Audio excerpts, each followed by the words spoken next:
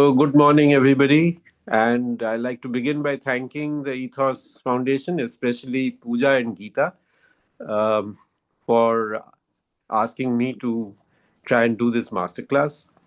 As you all know, this masterclass was scheduled after the article I published in Architecture Live.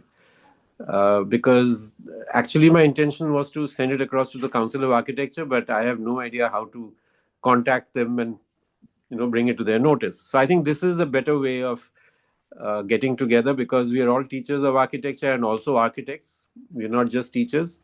And this is a great platform to have this discussion. I must say that, for the lack of a better word, we called it a workshop, but I think it's not really a workshop because I'm not there with any of you. We are all separately sitting elsewhere. So therefore, it's more like a discussion. So, if you permit me, I would like to begin by reading out what I have already sent through Puja. So, this becomes a kind of a reference for all of you, maybe later on. But if you can't understand my accent, then you should read it while I am reading from my own screen. So, I would like to begin by making two statements, which in a way is the sum and substance of today's session. First statement is, I am one of those who believe that an architectural education leads to a way of thinking that allows us to navigate life on this planet creatively. Now, that these two statements I'm making are really the crux of whatever I wanted to discuss today. And the second statement is, design is the process that architects use to resolve and negotiate difficult situations in this world. Now, I've deliberately worded these two sentences in a manner where I'm not just looking at the act of building. And that's what we need to understand in these 2 hours, or maybe a little less. Let's see. So the rest of it is as follows. So, yeah, good morning, everyone. And we are so delighted to have all of you here. And on behalf of Ethos Foundation, in association with Rainmatter Foundation, we are delighted to welcome you to the very first session of the Master Speaker Series. This series grew out of our ongoing efforts and conversations with faculty across institutions, listening to challenges, questions, and aspirations for teaching. And one thing emerged very clearly, that there is a need for a space that supports educators, encourages reflection, and brings in voices that can deepen academic practice. And that is the intention that shaped this Master Speaker Series. Today's session focuses on how to frame and assess a design project. And the brief sets the tone to the entire studio, and assessment often shapes how students understand their own learning. It felt important to pause and think about both together. And hence, we have architect Snehanshu with us today. Just in a nutshell, if I am to highlight what would happen in the next couple of hours, we will have architect Snehanshu speak to us in the initial segment, after which we've been fortunate enough, and we have three faculty members who have volunteered their design briefs. So after architect Snehanshu shares with us, we have one brief from year one, and two briefs from the fourth year, all from three different colleges, which we would like to discuss mutually amongst ourselves. And then for the last half an hour, we would have an open Q&A session, where we already have very enthusiastic faculty members who've asked questions, which we would kind of, plow through one after the other. So that's in a nutshell what we could very loosely, sir, follow for the next couple of hours. And if I may now request architect Anush from PSG Coimbatore to come on screen and introduce architect Snehanshu Mukherjee.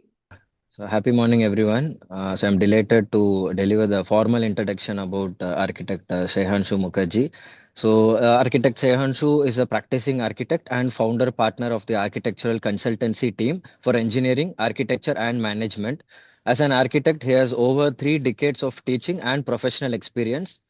He is a graduate from SPA New Delhi and he pursued postgraduate in design and housing at MIT USA. His notable architectural and urban design projects include the new wing of NGMA New Delhi, the Embassy of Spain Chancery, the Osho Commune Delhi, and the Alpha International City Kernel. Apart from designing institutional buildings and townships, he has also co-directed television commercials and designed audio-visual shows, books, audiophile products, and stage sets for well-known theatre productions. He has taught at SPA New Delhi, TVB School of Habitat Studies, CEPT University, PVP COA Pune, Krivia Bombay. He has also been a Board of Studies member at SPA Vijayawada and Amity University Noida. He currently heads the Department of Interior Architecture and Design at IAAD New Delhi. We are very eager to learn from you, sir. Over to you. Thank you. Thank you. Thank you. Thank you so much, Anush, and over to you, Snehanshu. So, in this workshop today, what I have to share is something that I'm certain we all know about, but tend to forget when we enter a classroom or a design studio in a teaching mode. Therefore, what I hope to do is to lay out 6 broad objectives to structure what teaching architecture should include within the existing pedagogy, which I believe is more or less standard across most schools of architecture in India and even elsewhere in the world. So, the first one. In my experience, architectural design is no longer taught with the basic Vitruvian tenets in mind, which are firmness and strength, utility and function, beauty and delight. The fundamental requirements that architects always need to address through their designs. To these 3 tenets, I would like to add consideration and empathy to build without causing harm to the natural environment, which includes all living and non living beings. These days, whatever might be the project brief, students are guided to generate quote unquote innovative plans, not on the basis of firmness, beauty, or empathy, but on the unquestioned assumption that they will use industrially produced materials and techniques of building. This conventional way of design and construction has become the default mode and the overriding convention, even when we are aware that it is this very mode of building that has contributed so significantly to the climate crisis and global warming. Second point, if we accept designing as a constructive and a critically reasoned creative task, then it no longer remains confined to the act of only drawing making. Designing is actually a far more comprehensive act that involves taking decisions to configure all the multiple factors that shape a project. If we were to begin with this premise, then we would be educating students of architecture differently from what we do now. Third point, to train students in the discipline of architecture, we therefore need to teach them to become critical thinkers or people who are able to critically reason and also creative problem solvers. The objective of a design process is to eventually arrive at a definable and tangible solution that addresses all the issues that a project brings to the drawing board and more. By more, I mean the need to arrive at a design resolution that goes beyond the essential functional qualities of any building. Design, therefore, is not limited to just the stage of drawing making, but encompasses the entire process by which a building gets built. In other words, architects need to design with the objective of achieving a tangible resolution that has to exist physically and function comprehensively. This then is what needs to be taught in a carefully, quote unquote, structured manner to architecture students today. Carefully structured ways of teaching is especially relevant these days because of the information overload in this age of the internet, which has now morphed into its latest avatar, which is AI. Unlike in the past, students no longer have the luxury of time to learn this process of design by themselves. Just about anybody who can prompt AI engines can develop a passable design and even build them with AI aided CAD CAM printing. How we should structure our teaching is what I wish to discuss today. Fourth point, this unique combination of creative ability and critical thinking that is developed by an architect through practice is what other professions have recently discovered and are now marketing as design thinking. However, in architecture colleges today, this is rarely taught in a structured manner as a core learning.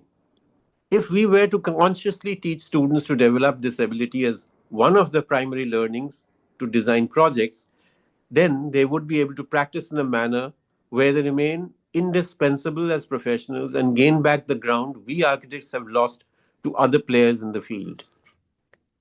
Fifth point, we need to understand that projects today have become even more complex. Therefore, it is not possible to teach a student how to address every project typology during the education. Therefore, the teaching instead needs to prepare students to deal with the complexity of any project. So, how can they find out and understand aspects in a project that they initially may be unfamiliar with?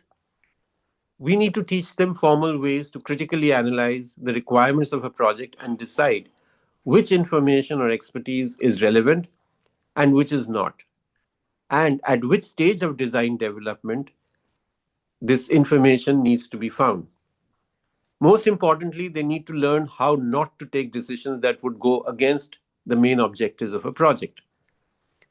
Developing a method to find out and be able to take decisions based upon sound judgment is a skill that has always been an important requirement for any architect to function effectively. In the profession today, it is this ability that has acquired even greater importance in the age of the internet coupled with artificial intelligence. Therefore, this skill can no longer be left to be acquired organically. It needs to be taught formally through exercises designed to empower students to develop their ability to make valid decisions. By doing so, we shall enable our students to not just practice architecture well, but also open the doors for them to move into any creative field that requires designing real time solutions that can be fabricated analogously or digitally to stand the test of point. That was my test of time, sorry. That was my sixth point. Students of architecture have already realized this advantage that they have and have started making the shift to other professions. I was told by some recent graduates that these days only some six in a batch of 80 odd undergraduate students of architecture actually continue in the profession of architecture. A majority of them switch to working as UX UI designers. Many students also move to other design fields such as design management, product design, exhibitions, events and experiential design, and even journalism. We need to understand that the purpose of the architecture course to produce such a large number of conventional architects has become redundant some time ago. And this is a reality that we do not wish to acknowledge most of the time. At the same time, we also need to acknowledge that it is the very same architecture schools who can change to be able to educate architects to become leaders in a world that is in a state of flux. I shall try to elaborate this statement from a larger macro context of the planet that we inhabit. We are all living through an unprecedented climate disaster caused by overconsumption and a techno industrial paradigm that pollutes the land, water, and skies. Ironically, the profession of architecture, in the way it builds today, is one of the major contributors to this entirely man made phenomena, euphemistically called climate change. Because when you call it climate change, it doesn't show you is it towards the worst or is it actually a change for the better. What this implies is that the essence of architectural design as a way to solve problems elegantly through critical and creative thinking has got compromised or even lost. We can alter the situation by deliberately moving away from the path that we have been sidetracked on since the last 2 centuries. This can be achieved simply by designing and building according to the essential principles of architectural design, the same Vitruvian tenets that I spoke of in the beginning, coupled with the consideration and empathy to build without causing harm to the natural environment, which includes all living and non living beings. There are architects working in different corners of the world who have demonstrated that such a design paradigm is very possible, but at present, they are very few in number. We urgently need many more architects to move away from the practice of conventional architecture to be able to think out of the box and have the conviction to construct buildings that are relevant in this age of crisis and fiction. The jury's comments for the 2025 Aga Khan Awards for Architecture sums up the situation succinctly. And I quote from the award citation: "This cycle of the award has unfolded in a world in tumult, at a moment of global insecurity, when so many pressures are placed on living, the challenges of building may feel even greater." The jury further noted that the projects offer a message of hope, which is within quotes, underscoring how architecture can illuminate paths forward. So you can see that such a old institution which has always awarded architecture, like the Arcane Foundation, has come up with this very carefully worded sentence to explain how they chose their awardees this time. It is therefore no longer sufficient to merely learn the conventional ways of designing and building to address the challenges faced by the profession today. For an alternative way of building to be widely adopted, we need to rediscover relevant techniques and materials of construction. This is where colleges of architecture are best suited to show the way to future generations of architects. A change in the way we teach architecture is the way we can enable students of architecture to choose to work creatively and productively in a variety of design fields and build their own careers. So, I have said what I had to in the beginning. Now we can start the actual discussions. What I'd like to do is ask for anybody to read out the first year problem sheet that they have submitted, or anybody Right. can read it. Right. And the reason I'm So, saying, as we all know, I mean, here I must say that I was once forced to teach first year. I didn't want to teach first year in SPA when I was a full time professor there. And I did not want to teach first year because I always thought first year was the toughest year to teach. I don't know about the teachers here, but I have been earlier scared of teaching first year. Till Professor Satish Grover, who was the head of the department, kind of, pushed it onto me. He said, "Nothing doing, you have to teach. You are the studio director." So I said, "Oh God, now, so far I was hoping somebody else will be studio director and I follow the lead." But that was not going to happen. And Grover, he's now no more, but he was a tough customer, very difficult to say no to. So I said, okay, let's see. And then what I did was I tried to remember how I was taught my first year, and I was taught by a very illustrious faculty. I had Narendra Dengle from Pune as the studio director. We had Cyrus Jhabwala, who was the head of the college at that time of SPA, who came with us on our Fatehpur Sikri class trip. We had Divesh Dayal and Yogesh Kumar. And of course, as first year students, we knew nothing about them except, yes, Cyrus Jhabwala was a name to be scared of. And so I started thinking that, okay, what is it that I learned and how did I learn it, and didn't make any sense. And I realized there were several gaps, even from such good teachers. So I decided that, first year needs to be taught very differently from the way it's normally taught, which is why I want to start with first year, the most critical year for anybody to get into architecture. So anybody who can read sure, out sir. what is the So we problem. have architect Bhumika here Okay. from SIT Tumkur, Mm-hmm. who wanted to share her experience of uh, conducting the first year design. So Bhumika, are you here? Would you like to come on screen? Yes, yes, there. Hi, Hi, hi Bhumika. Bhumika. Thank Hello, you. sir. Thank you for the opportunity, though. Yeah, as you said, I think taking first years is always scary, like, going ahead with the final years or the other, like, at least it's like a functional thing. So students already are like, know what it is and directly go. So first years is always a challenging. So yes, I would agree with you. Mhm. But also in a way, like I have been teaching the first year studio basically almost from 5 years down. So from then I am into the first years. But the thing is, the way the innocence of that first year kids will be, and the keen of curiosity, which gives us a lot more. So whatever we brief, we try to keep up in the first will be a just what we do as a basic of how the whole semester might go. But as we start doing some exercises, so what happens is the students show some other kind of interest and they explore a little broader, and probably our brief would end up changing, and we'll try to make up. So that is how, like, what I have seen over the period of 5 years down. So basically when we look across the first years, so what we start as in our what we follow in our school is basically we try to do this something called a memory sketch or a memory drawing. So basically, what they do is what we give them is a like a memory, like whatever till so many of whatever events, the best memory what they remember. So they have to create a sequence of it. So they can just sketch. So we'll try to. They'll probably some of them will do the elevation of a building. Some of them will do some route mapping. Some of them, some kids they started doing like a plan, like they just show this Google Maps ka plan and everything. So they try to represent each events in some format, like sketch format, and we would always like once we get a rough sketch of what they have done, so we try to tell them minimize it, so like reduce the detail, and so that they understand okay how to give. So we don't need a face where complete the whole thing, the human drawn or anything. So that has to be get detailed out. So if the person is showing a very angry, so what, how they depict.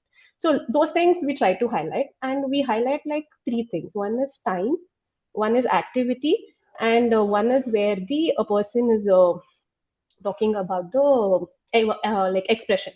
So what is their expression? So each scene what they try to make it, so it has to depict that. So people come up with a very different, we don't say that, like some of them do colored variations, some of them just do with this black and white combination and give the daylight night variation. Some of them just show the sun movements. So the sun is here, ma'am, so it's morning, so sun is on the top. So that way also they try to put across. And activities, yes, again, some of them just show like food. Will not ask them to draw a full human. So they just depict with, hands and fruits and something, or walking hand like that. So that is how the first memory sketch we try to, get them into the very, though they started with complete detailed sketching and everything, we try to reduce it and make them understand what is the gist you will have to see in that.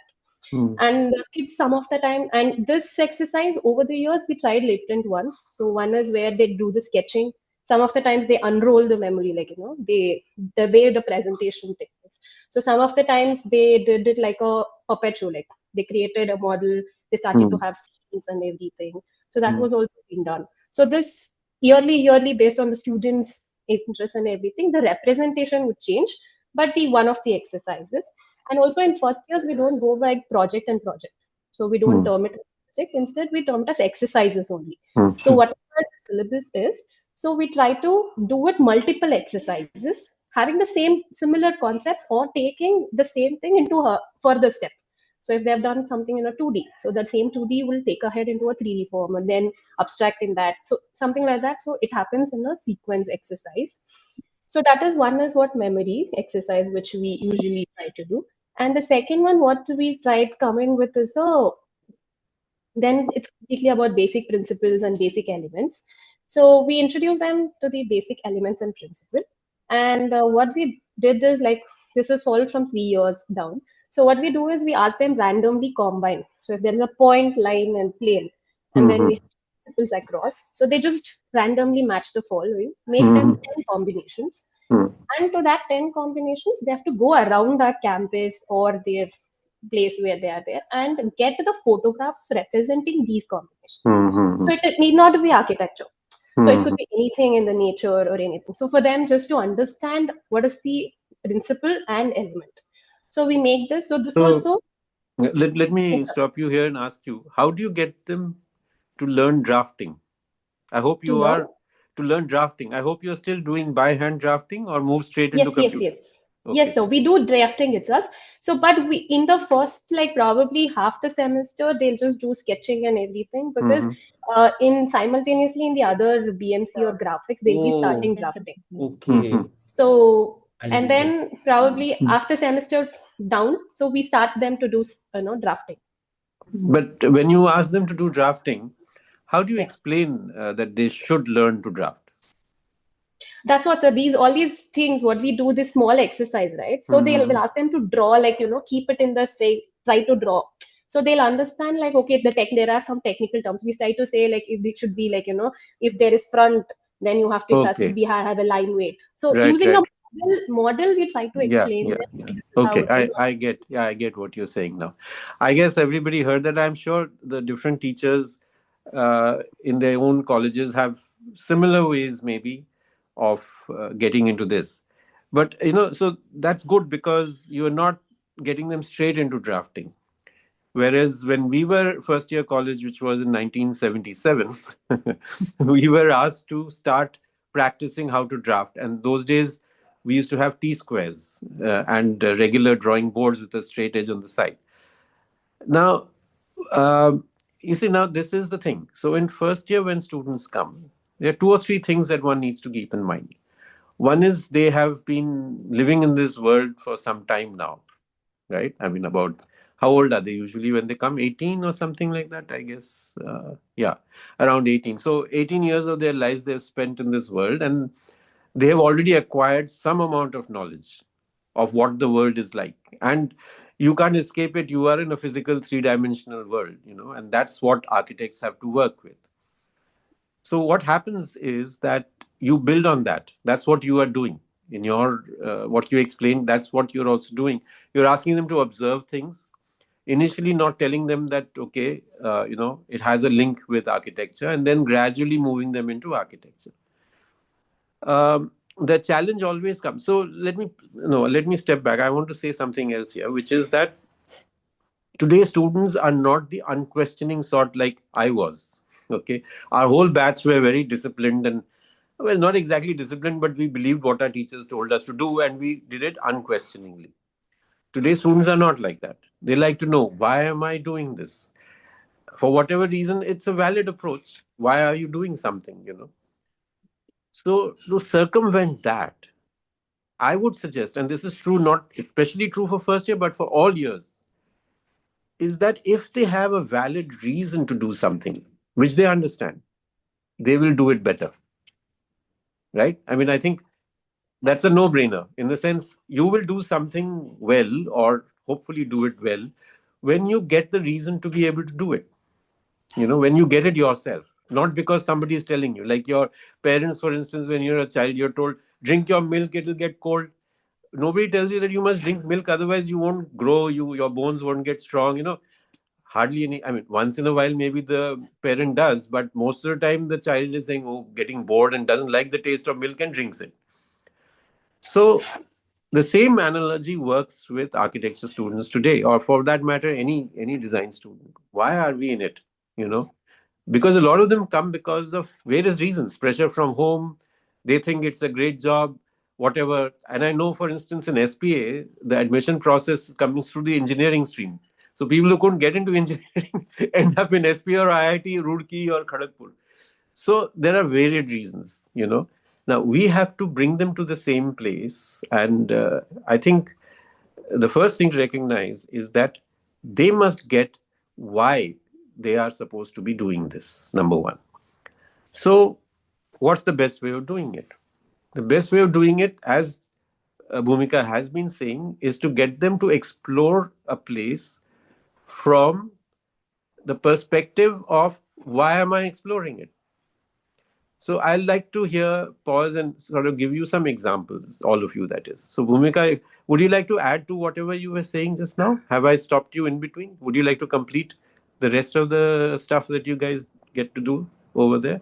Uh, yeah, yeah. So, like as you said, what they try to introduce. So, what we actually do is we try to give them a little multiple exercises where they try to come up with. So sometimes we just ask them to create some planes or anything with some principles. So as you said, Mhm. they come up with multiple. We'll ask them to get like 5 to 10 options. So then once they get it, we ask them like which are the three you like it and Mhm. why do you like it. Mhm. So the I'm first going year to we stop try you. to Sorry, I'm yeah going to stop you. Sorry, I'm going to keep interrupting because no that's otherwise okay we'll miss the moment where I need to intervene. So, you see, the problem I see with this approach okay is okay why do you like it? It's a very subjective question, isn't it? oh wait okay Right. So it's like I remember when I used to teach, I think third year in SPA, that was back in 88. And mm-hmm. students would come up with plans with, let's say, a swimming pool which has, a strange shape. So I would ask them, why is this pool this shape? And they say, I like it like this. I said, does your liking become more important than the real shape of a pool? I don't mean it has to be rectangular. It's not a competition pool. They're doing a pool in a resort. You get what I'm saying? And Yes sir. so it's like, this the subjectivity aspect is to be changed to an objective aspect. Yes, there is subjectivity in architecture, fair amount. but a large amount of the design process is actually very objective. Even when you come up with a strange shaped pool, there has to be an objective reason behind it. And I'm just using the pool as an example. So, for instance, if you look at Frank Gehry's works, who passed away very recently, there was a very nice Simpson cartoon that somebody sent me, which showed Frank Gehry in a Simpson variety of cartooning. And they show that he builds a straight building, then comes these wreckers and they break it down and it changes its shape into one of those weird looking buildings he does.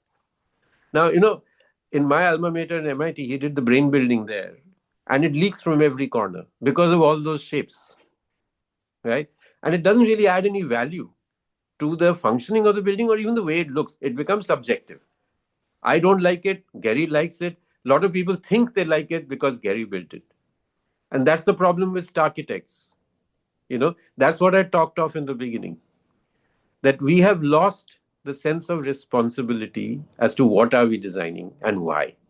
you know so that's the thing that I just wanted to pause you there to explain, that if the No, I would student. still, Yeah, I yes. know, I'm not going to stop you entirely, but the student from the beginning, two things always: why are they doing it, and are they curious enough to keep doing something that adds one after the other, leads them on each exercise or project. Can it become, it's like they all love playing these games, right, on their phones. Most of them do. I've seen a lot of them, just sitting with their phones or iPads or whatever and playing these games that are available. Why do they play the game? Because it gives them a sense of achievement.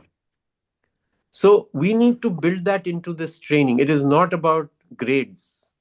The games are giving you grades, right? It gives you points. But the whole issue is that you solve a design because it gives you satisfaction and pleasure. And the way you solve a design, the better you solve it, let's say, greater is the pleasure. Now, that cannot come from marks because marks can be partly subjective. And the students always feel, oh, this teacher doesn't like me, so therefore has given me lower marks.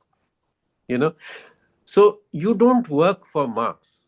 You work because it is fun for you, and you achieve something which you couldn't achieve, let's say, in the previous exercise.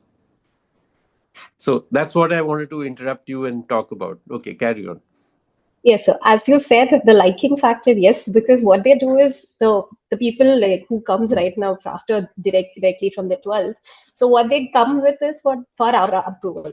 So they'll come, they'll get all this. So, ma'am, what did you like? Like, you choose one. So they always expect, the teacher to like, tell them, okay, this is the final, go ahead. Till then, even they'll not draw a line. So what did we do is, as you said, yes, liking is subjective. So what we say is once they select whatever, whichever, or three or one or two or three options, so we'll ask them like why, like what is the reason? Why did you like it? Some of them say we just liked it, as you said, we just like it. We don't know, like the form, something. And then we'll ask them the principle, whatever we told, how have you got this justification? So then they started to reveal. Then they'll be like, okay, I might not like this. So probably something else enough there, like out of 10, some other option has more, validity of why they have, like, the principle holds very good there. Hmm. They Hmm. still did like it personally. So that validation we'll try to do as when they like when they get the options, we try to ask them. So once they pick up, like we'll ask them why did they do that, and why do you like justify with whatever we have given you a brief with, So if what is it's a happening? principle.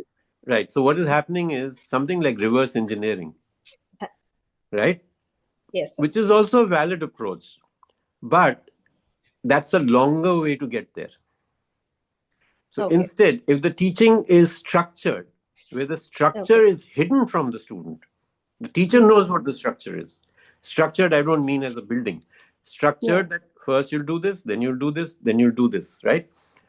The reason for doing each of those steps, the teacher already knows and Hmm. has a fair idea, or let's say fair idea, not a fair idea, but a good guess that this is what the student will understand, right?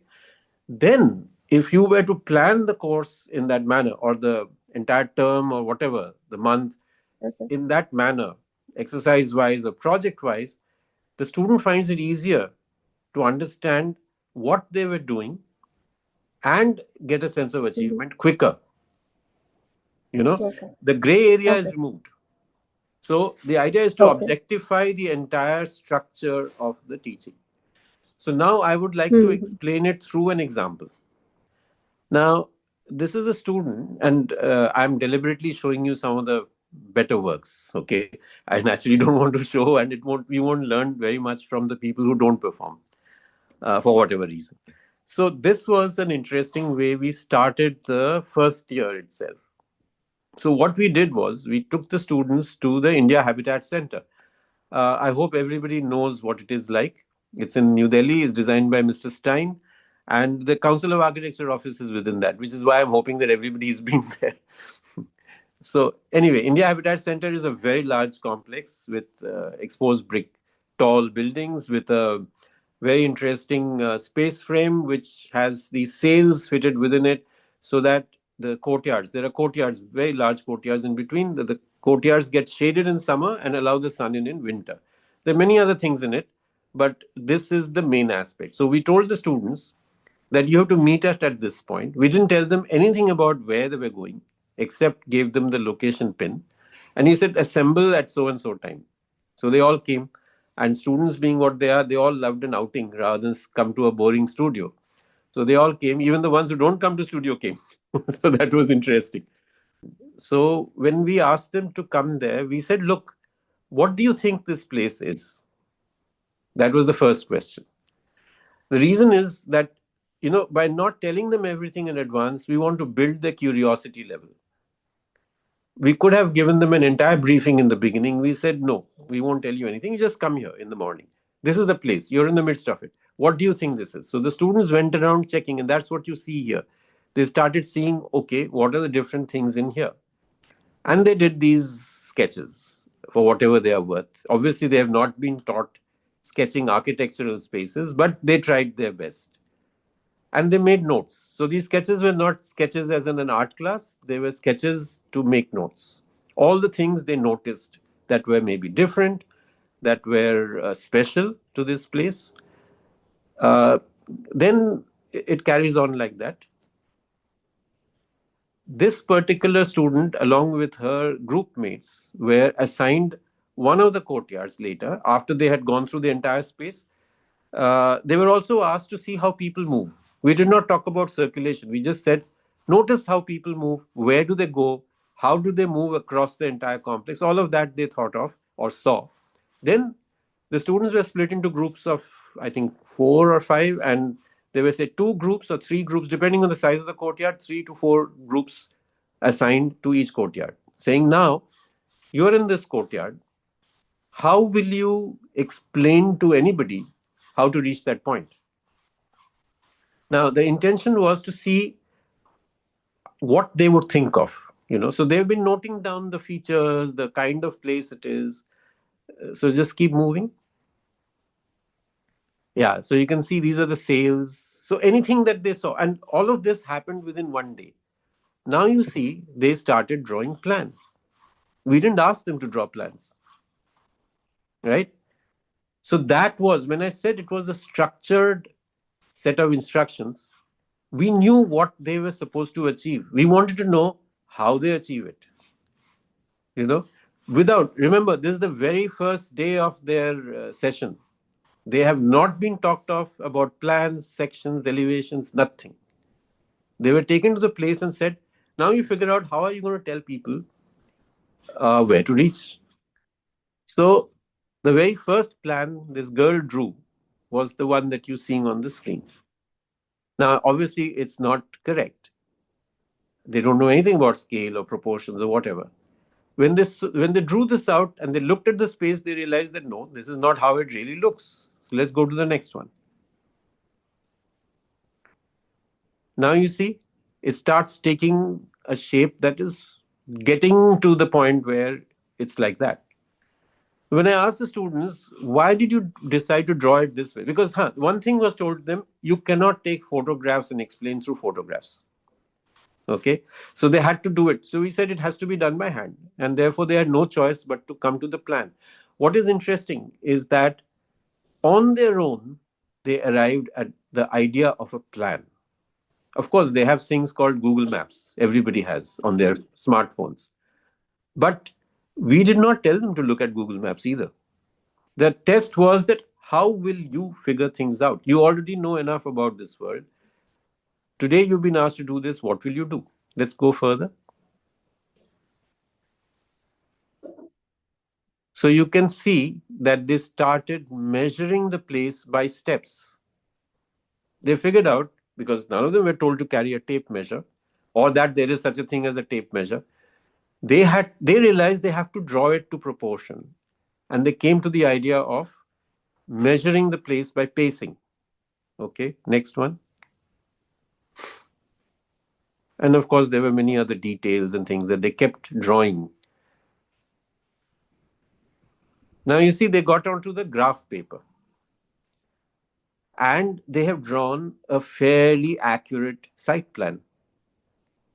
That is what is so fascinating about this exercise. We did not ask them to draw a site plan, right? We gave them no prompts, nothing at all. They came up with this. And of course, we were very pleased that, our guesses worked perfectly. Let's go ahead. And you can see that they have now refined the thing. This is fairly accurate. Proportionately, it's quite correct. Okay. They still don't know scale. Okay. Carry on.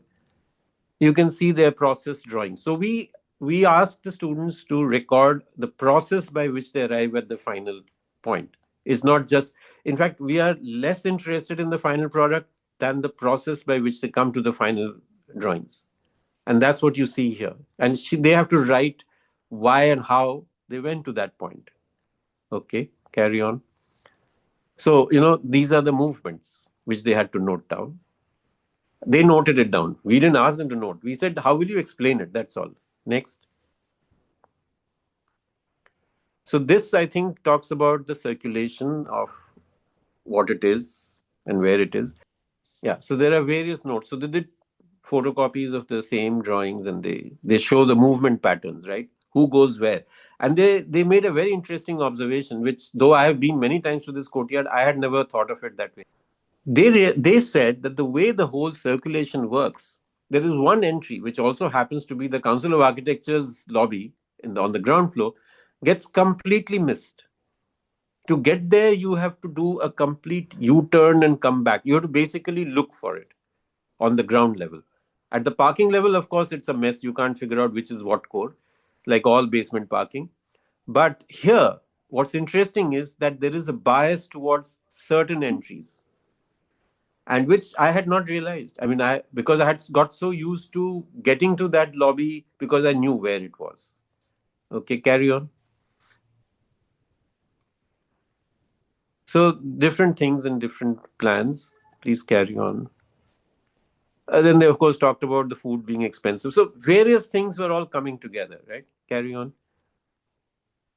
What are the other uses? Now, okay. So what happened was that in the entire floor plan on the ground level, that is the plaza level or the podium level, there was only one space that is not occupied.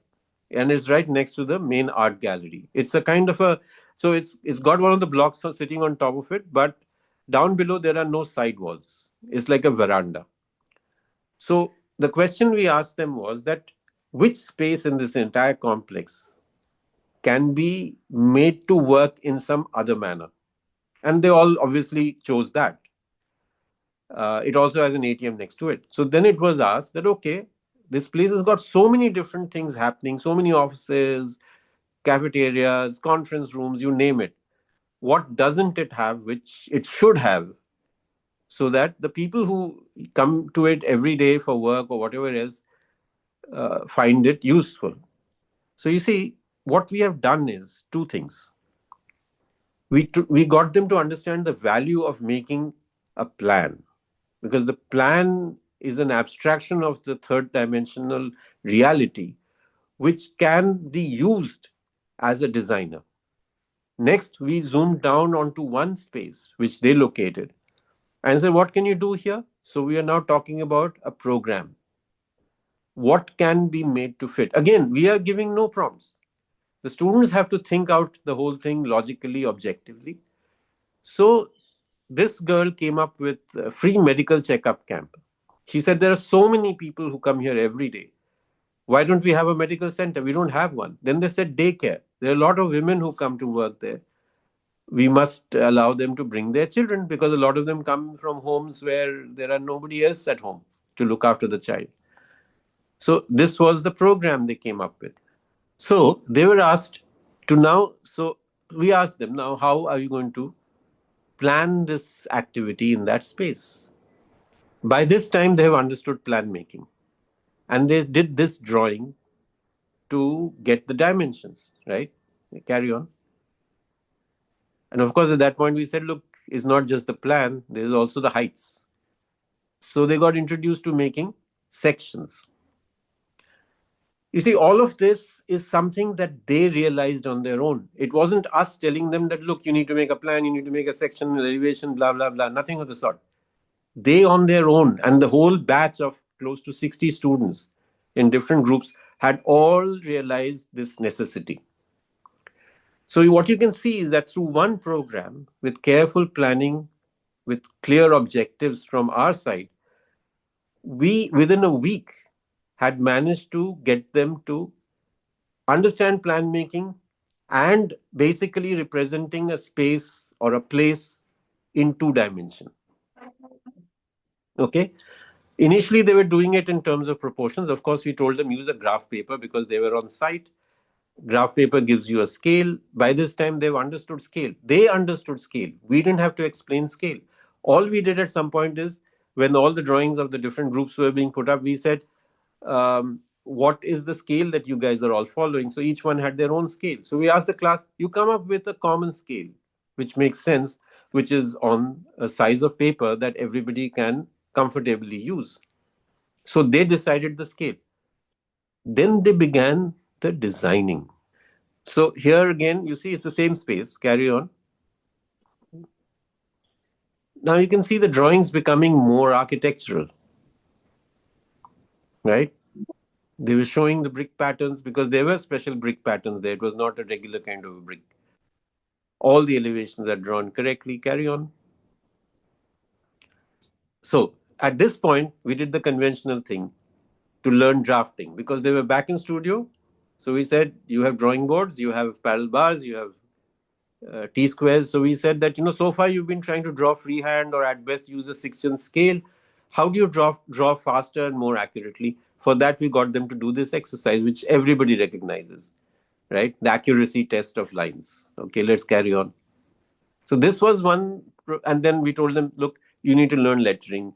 Otherwise, it doesn't look nice. You can't label your drawings clearly.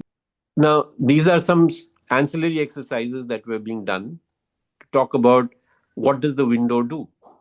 Because in habitat, because of those sails, daylighting and sunlight becomes a very important thing to understand the way the sun moves. So we brought in basics of climatology because they realized that this space they have selected doesn't get any sun. It's always on the northern side. In fact, they also came up with very interesting observations on the very first day about why there are water stains on some of the columns and the way the planters are, how do they get water? And then you discover, which again I had never sort of seen closely.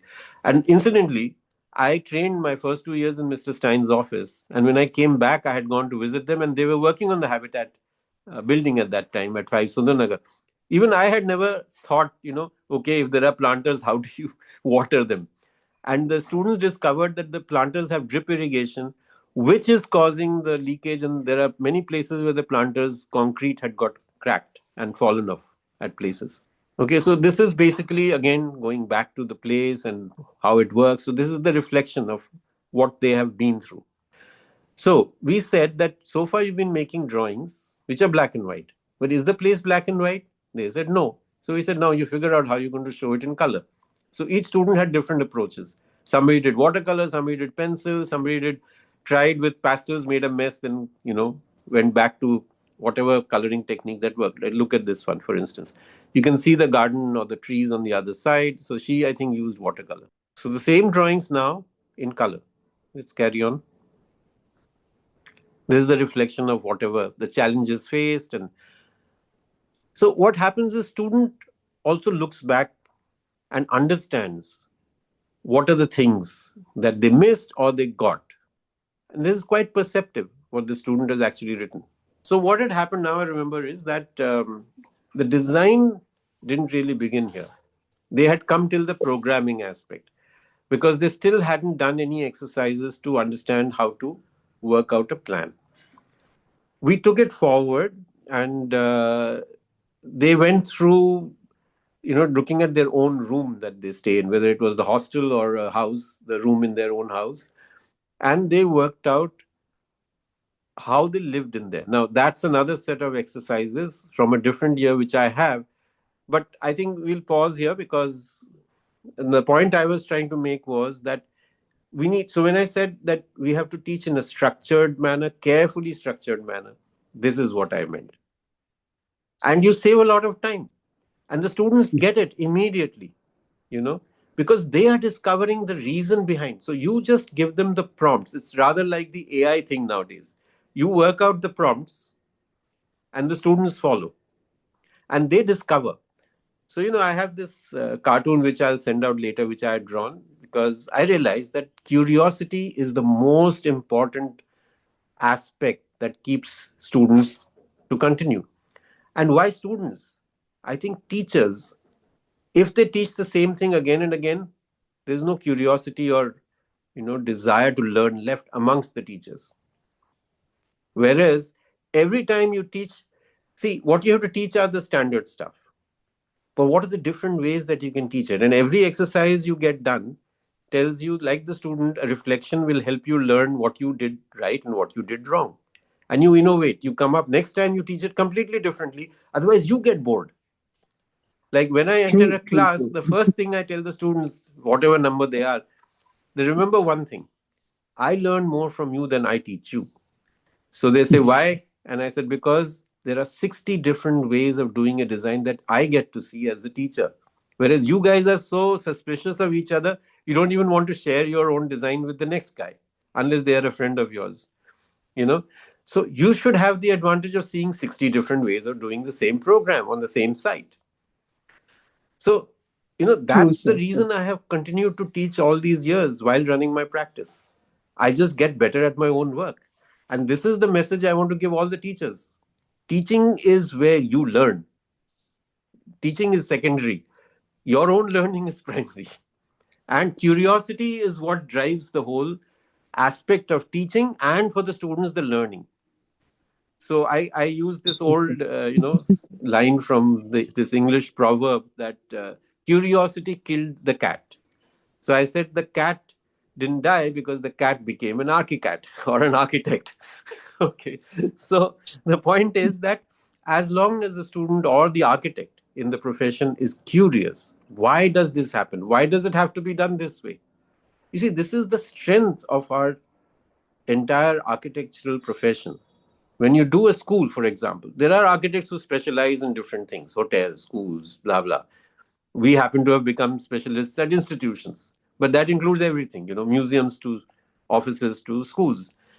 Now, one way is that, okay, you've perfected the school, now you keep repeating. But that's the boring way. The correct way is that, okay, we've done this school, be critical about what you've done. Next time, approach it completely new and say that, look, as if I've never done a school before, I've only experienced schools, including the ones I've designed. And I say that, okay, how do I design this? I don't know. Let's see. That's the curiosity which a student should have, the teacher should have, and of course, the professional architect needs to have every time. And not get limited. Absolutely, sir. And not get Yes, sir. limited by conventions. That was the point I was making in my initial remarks. Yes, and I think it kind of rang very clearly in the three kind of week-wise that you took us through. Yeah. Sir, at the cost of interrupting you again, if I No, may no, ask, please. Yeah. if I can now request Aparna Shastri from Dayanand Sagar. So we had three volunteers for briefs. Mm-hmm. Mm-hmm. If I can request Aparna to now share with us her journey of running a studio in the fourth year. Okay. And they had a whole series of things that they followed.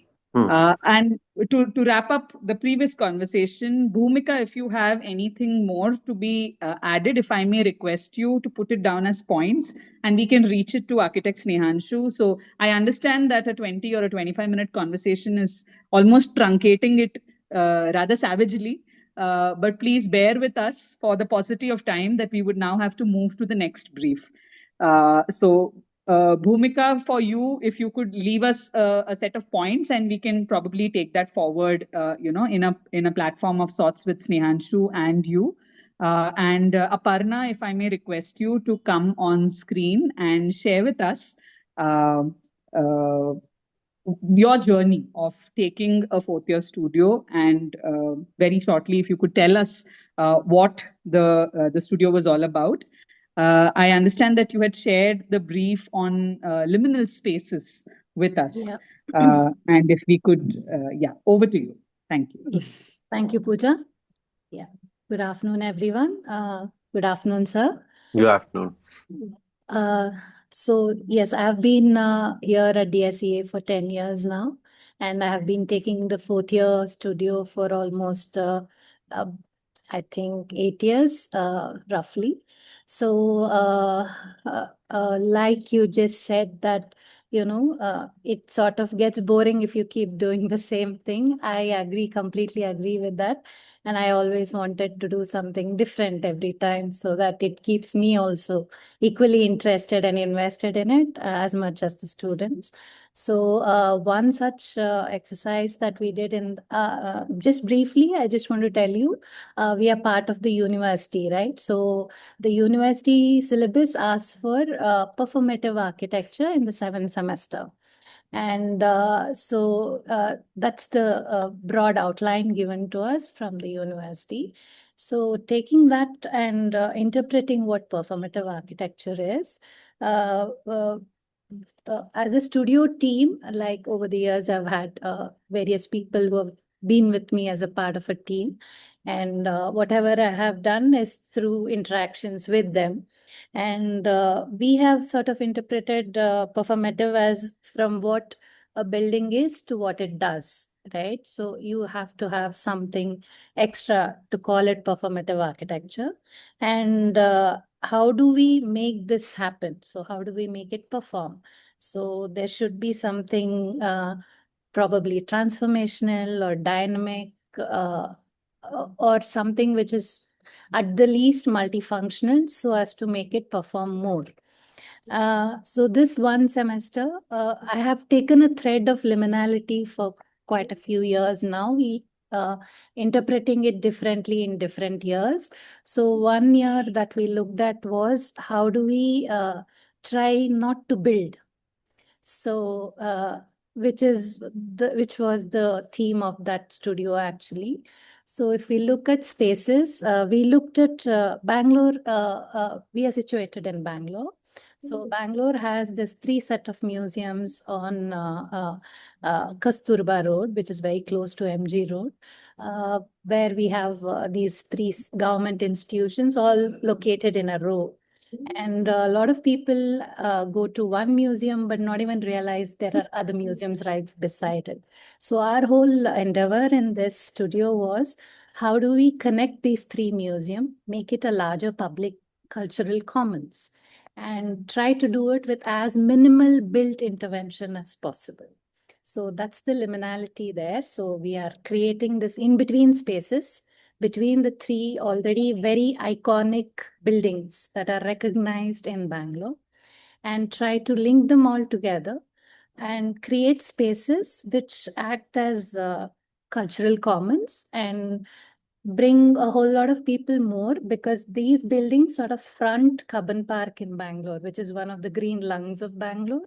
A lot of people come there otherwise as well. So how do we bring the others who come to the park as well, probably into the space, and make it more a cultural space? So this was the idea. And that was the brief given to the students as well. So so we initially did not tell them what is it that we want them to do there. So what we asked them to do was study these three buildings, understand what they're doing, understand the issues that are there in that space. Like, do people know about the other buildings that are there? Do they visit all the three? Do they only go to one museum or one gallery and come back? Do they understand how they are linked? Are they even physically linked? How the spaces interact. How is it when it rains? How is it when when it's sunny and things like that? And how is it linked to the park at the back? So the students understood all this. They made a presentation initially. They were divided into groups of, for logistic purpose, into history and, the land use part and the bylaws and things like that. And then they came back and told us what is the analysis of it. After that, we asked them to tell us, okay, so now if it has to be linked and if you have to solve these issues that you have come up with, without trying to build something, like a permanent structure over there, how would you do that? So each one came up with their own idea of a program of what and how this space would look like or be designed. And so they came up with individual programs. And then we spoke about the performative aspect. So that is where we usually, when we talk about performative, we reintroduce the Vitruvian triad. So we talk about the three aspects and we tell them how performative aspect can be of, any of the three. Like, you can make it perform structurally better, functionally better, or aesthetically better. Or you could probably try and do all of it through one material or through one technique or something. So we tell them, we introduce this concept then, and then the students are supposed to take all of this together and come up with their design. So of course, this semester it was just the non-buildable or whatever the space that we say. But overall, this is the sort of theme that we follow for all 7 semester studios for performative architecture, where we sort of ask them to come up with a form first before they decide the function based on the context, on the surroundings, on the climate and everything. And then sort of try and work do a lot of iterations of form with the function, so that it's not two things. That is, it is not, everyone does not come up with the same thing. So B, they also understand that it's not about doing generating a form is not about like something sculptural or something, but it's very much context driven. So why would you create a form because something, there's a view better this side, there's a shade over there, there's some taller building on the other side, or there's more traffic that you want to avoid from one end. So your form is in response to the context and not because you want, but it's something you want, some sculpturous thing that you want, but it is what the context is telling you. So the form generation, and then integrate the function into that. So that's the idea. I wouldn't say it's always successful or we always get entirely what we are looking for from the students. But yeah, this is sort of the narrative that we build for the studio. Yeah, I get what you're saying. Yeah. Two things that I'd like to add here. One is, as far as the exercises that you described are absolutely fine, there's nothing the matter with them. But that would be true for all years. The basic intent, Yeah. how can it be wrong? That means there's something wrong with the teacher or the college. So Yeah. that bit is absolutely fine. But so the question I had was, when you said that they come up with the form based on the context, Yeah. and then they try to fit a function into it. Mhm. Does the form change at that point? Yes, so it is an iterative process. We tell them that this is not final. Initially, like I said, what happens is otherwise they zone things and they sort of Hmm. extrude it into a plan. I know. So, so this That's the whole exercise is to try and avoid that. avoid that. Yeah, Yeah. this zoning which Yeah, results in yeah, bubble diagrams, which then yeah, become plans, is one yeah, of the yeah. worst ways to design. You know, in Yes. fact, in my teaching, I've always banned this whole idea of bubble diagrams. There Yeah, is no such thing as a bubble diagram. yeah, Anyway, that's a minor detail. Yeah, I get what you're saying. So the form changes. You see, now yeah, it's yeah. very interesting. Mhm. Okay, so if I were teaching with you, I Mhm. would add a few more factors to this, Okay. if I may suggest. Oh, sure, sure, sir. Yeah. Yeah, So one of them is, so let's say that this exercise that you described, whether yeah, it is leading to a construction or not leading to a yeah. construction, whatever it may be, Mhm. that part of it is fine. Mhm. I mean, the way they're approaching it. Yeah, yeah. Then comes this thing about, now, okay, let's see what happens when you put the function into this space. Yes. So Yeah. what we are saying is that the space has been arrived at based on the site context, Correct. which has lots of different forces. Yeah. So the first part of the exercise, even to figure out Mhm. what balances these forces. Huh. Right? That's what you're doing, aren't you? Yeah, You're yeah, getting them to understand, look, there are all these forces. Let's keep yeah. one thing aside. Mm-hmm.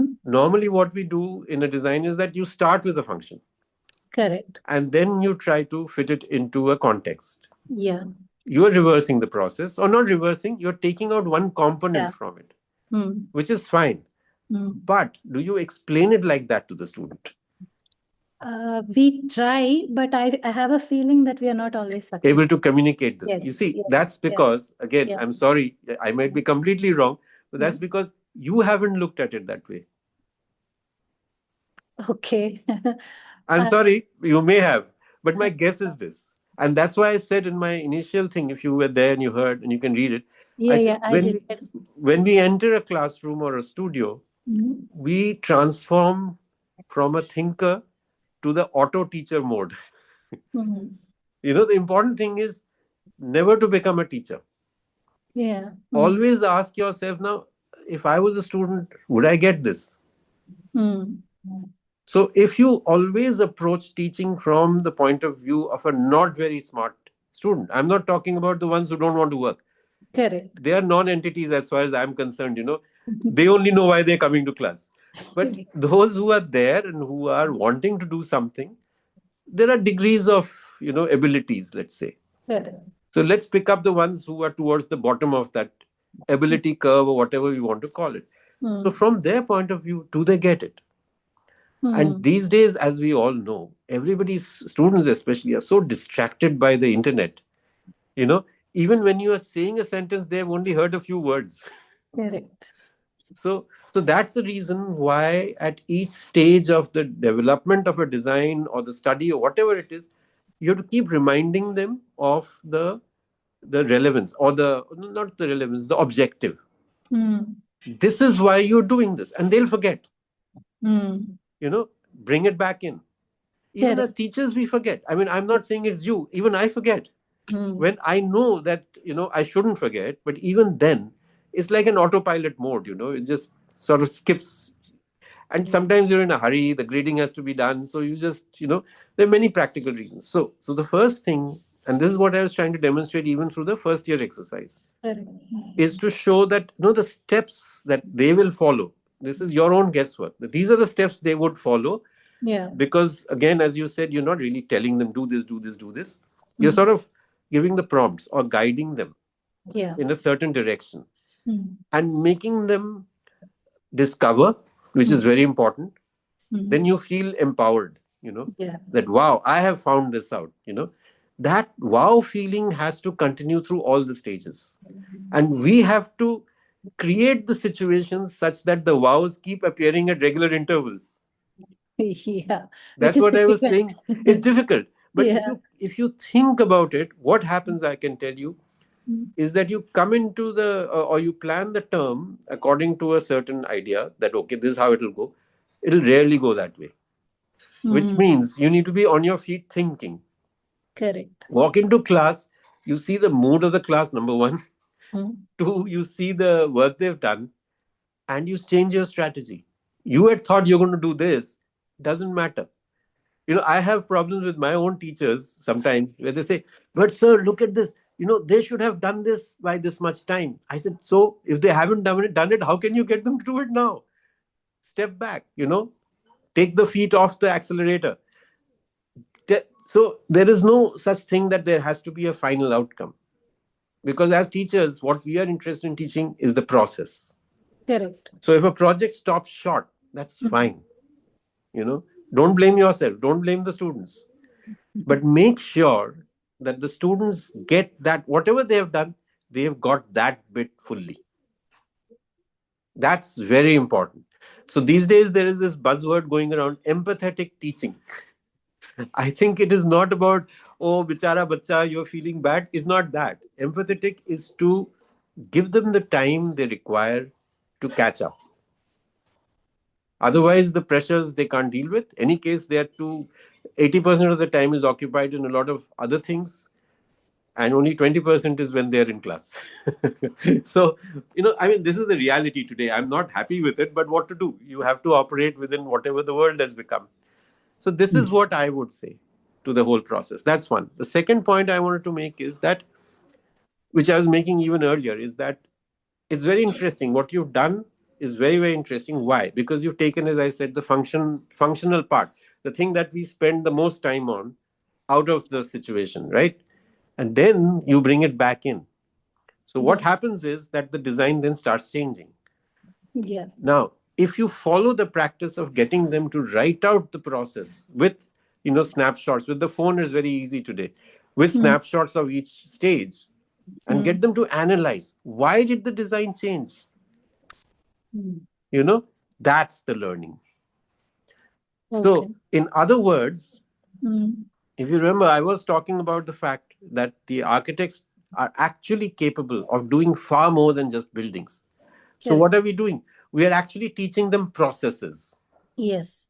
The first time I saw this ad in the newspaper, that was almost 10 years ago, well before COVID. And this was by one of the chartered accountancy firms, I think Ernst and Young probably, who'd put out an ad saying, join us for a short-term course on design thinking. I said, good God, I mean, what do they know about design thinking? And we, the architects, bunch of idiots who don't talk about it. So the process is actually design thinking. I prefer to call it critical reasoning. Thinking can go in all directions, right? Reasoning has to follow a path. Correct. And it has to be critical. So critical thinking or critical reasoning to me is a better term than design thinking. Design thinking, I'm sorry to say, I hope there are no product designers or fashion designers here, but they are the ones who do design thinking and they come up with pretty much absurd products at the end of it. I mean, I don't know to run anybody down. There are some very good product designers, fashion designers, and communication designers and the works, excellent ones. But the way they process their design process can start from a very unrelated hypothetical thing. For instance, I'll give you an example. I'm sorry, Pooja, please stop me if the time is running out at any point, okay? Because I don't have a watch. I was just about to, yes. Yeah? Please, Okay. please. I mean, do complete and then we'll have. Okay. So very quickly. So I saw once long ago on National Geographic a documentary on how Samsung's main designer who designs their cell phones was working on the design process. And that chap he was stuck because, as we all know, a smartphone is nothing but like a rectangular piece. He didn't know what to do. So what does he do? He goes and sees one aquarium, those large aquariums, and he stops in front of the aquarium which has the stingray. And he's inspired to make the phone like the stingray, which I found was a completely, I mean, out of context way to arrive at a design solution. Maybe it works. Maybe it works for a cell phone. I don't know. But in architecture, it just doesn't work. And the last thing I want to say is that, which I said in the beginning, is that we are looking for solutions that help us navigate this world that we live in. Okay? So if you bear that in mind, and you bear the fact that our form of architecture that we teach regularly, which is RCC, bricks, steel, you name it, is a fraud, because that is what has caused a huge amount of the carbon footprint problem and the global pollution. So if we can teach our students to think out of the box and say, okay, like the example that we were seeing, that, okay, you've got this space, You're not going to build. But let's say you want to build something that is completely sustainable. How would you do it? You add another dimension to that. What happens that way is that you change their process of thinking. They don't go to the default setting of assuming that the structure can be anything because you do it either in steel or RCC. Okay? You have to become more rigorous. You have to know more. You have to research, and which is what I was talking about. You can't really do every single project. You can't teach every single project, I'm sorry. But what you can teach is not to be afraid of facing any situation and finding the right answer. That's what we need to teach. So we need to make our teaching such that it happens that way. Okay, I'm done for now. Yeah. But thank you very much for the example. It was a very nice one. And I learned a lot out of, while he was saying, I was thinking, and that's how I could tell you that this is what you did. That's the other thing, every teacher needs to be able to. So I had a teacher, Ashok Lal. I mean, I have only 5 gurus in terms of architecture, whom I really learned a lot from. The others were ignorable. Ashok Lal was a person who has this uncanny ability of looking at a plan which the student doesn't understand. He or she has made it, but doesn't get it, right? And he tells you, you've been trying to do this. And suddenly, you say, oh, is that so? Is that what I was doing? I didn't realize it. So that's where I learned that you need to be able to explain, why somebody is doing something. And that way, what are you missing or what have you achieved. So thank you, Aparna. It was a very good example that you gave. So Pooja, over to you. Now, what Thank do you, we do sir. next? Yes. Thank you. And again, at the cost of cutting short a lovely conversation, I would still request Aparna if she has any more pointers, and we could take it forward via mail, via another kind of stream of thought. 20 minutes is very short for a brief to unravel and such pointers coming out at the cost of adding to the time. I had to add this anecdote, but my guru's guru was Kamu Iyer, and he had this understanding of if you can fit your plan inside a thumbnail, uh, then I think you're kind of, getting your design right. All design can be explained if you could draw your plan inside a thumbnail. And that was something that was translated to me inside a studio. And he kept telling me that my guru would tell me that, his teacher would tell him that kind of a thing. So it just kind of struck me. And yeah, I think I've also already taken up another minute. If I could request architect Devendra to now come on screen. And so this is the third brief that we would be discussing. All And right. just to kind of throw it into the conversation, if it architect Devendra also has some ideas on the evaluation framework. So he also had a rubric that he would want to kind of bring forth. So Pooja, could we do it this way? We bring in Devendra just a little later, because then we can finish it with the rubric. Sure. Right? All right. Because I also have a rubric which you have with you now, so we can compare. Right. That's the idea. Fair enough. Okay, So one thing just about Kamu Iyer, if people here have not read his book, please get hold of it and read it. Yes, get hold of that book. It's a very, very, and that was a book that Charles Correa asked him to write, by the way. And it's a very different sort of architecture book or planning book that you could have come across. So just a small advertisement here, promotion.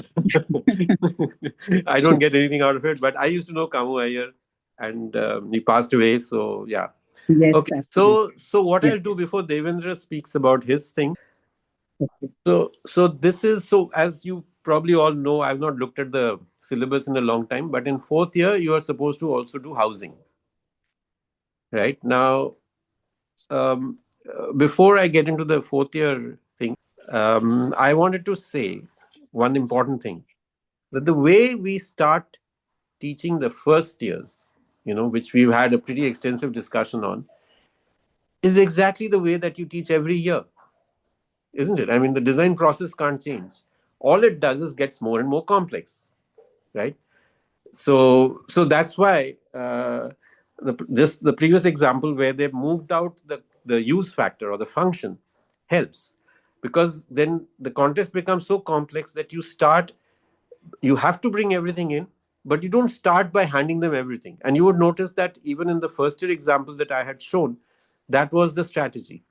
You introduce them to solving a design in steps, and which only the teacher will know how. So now, in the case of housing, I have taught housing for many years, and that was also my post graduation. So I had a special interest in housing. And I was never interested in luxury housing or any of that sort of housing. And I wanted to know why we can't have housing for the masses, for the poorer people, for the urban poor, essentially. So I have had this workshop, or no, not workshop, a studio in different forms, both in undergraduate and postgraduate years for many years. And I've held some conferences in between during these teaching stints. And this paper that you see in front of you, sorry, was published as a part of the final proceedings of the State of Housing exhibition and seminar at Bombay, organized by Rahul Mehrotra and Kaiwan Mehta and the others. So Rahul had invited me to come and talk about housing from the design perspective. And my objective in all these exercises was to see that what's the comfortable or optimal density that a housing can achieve. So why I'm showing this paper is because I want to bring to the attention of all us teachers here that you have to have a research interest in what you teach. You know, every teaching that you do, whatever projects you do at whichever year, cannot be done in a very typical conventional manner. It has to come out of something you want to know. Even in first year, there are, I'm sure, lots of things that you would like to know when you teach, or any year. So in the fourth year, I'm using this. So this is the paper. Now we'll see the examples in this. So of course, this is the introductory thing. Carry on. I mean, this all you can read later if you wish to. Just to show that in Delhi today, on one side, the left-hand side of the screen, is the expensive housing like bungalows, and the right side is where the poor people stay. You can see the density, right? Now, all of this was not possible if I hadn't got these studios done. So, you have various densities. So, it's basically the housing exercise was linked on densities. Carry on. And what is the architectural manifestation of such densities? Okay, this is the first time it was done. No, not the first. This is the second time it was done as a part of the urban design studios in SPA, in the urban design department, when KT was the head of the department, KT Ravindran. This was postgraduate students, so they'd already done architecture and they were there to do urban design. And KT said that housing is very much part of the urban design activity. So these are groups of 2 or 3 who came up with Vasant Kunj, which was at that time getting inhabited. And we said that, in Delhi, and we said that why must we make walk ups? Can we make plotted development? That was what we needed to find out. And these students came up with some very good answers to it, with a density that was higher than what DDA was achieving over there. DDA was achieving something like 23 dwelling units an acre. These students achieved something closer to 60 dwelling units an acre without going walk up. Of course, there are certain things like open areas, also not to have parking other than consolidated parking and stuff like that. So you see different examples of what all could have been done. Let's keep going. Keep going. Okay, carry on further. Now, I think this is the last time I did the exercise in SPA Delhi, where the students were able to see the comparison between row type housing, cluster, walk ups, what do you get when. Yeah, and you can see because now you see that there's SketchUp and stuff happening. That the previous set was hand drawn. So this is when computers have already come in. So there's been this, movement in technology in designing as well. So these are examples of walk-ups again by later students, this time architecture students. Okay, let's carry on. Walk-ups as well. Combination of walk-ups and non-walk-ups. How does that work? Carry on.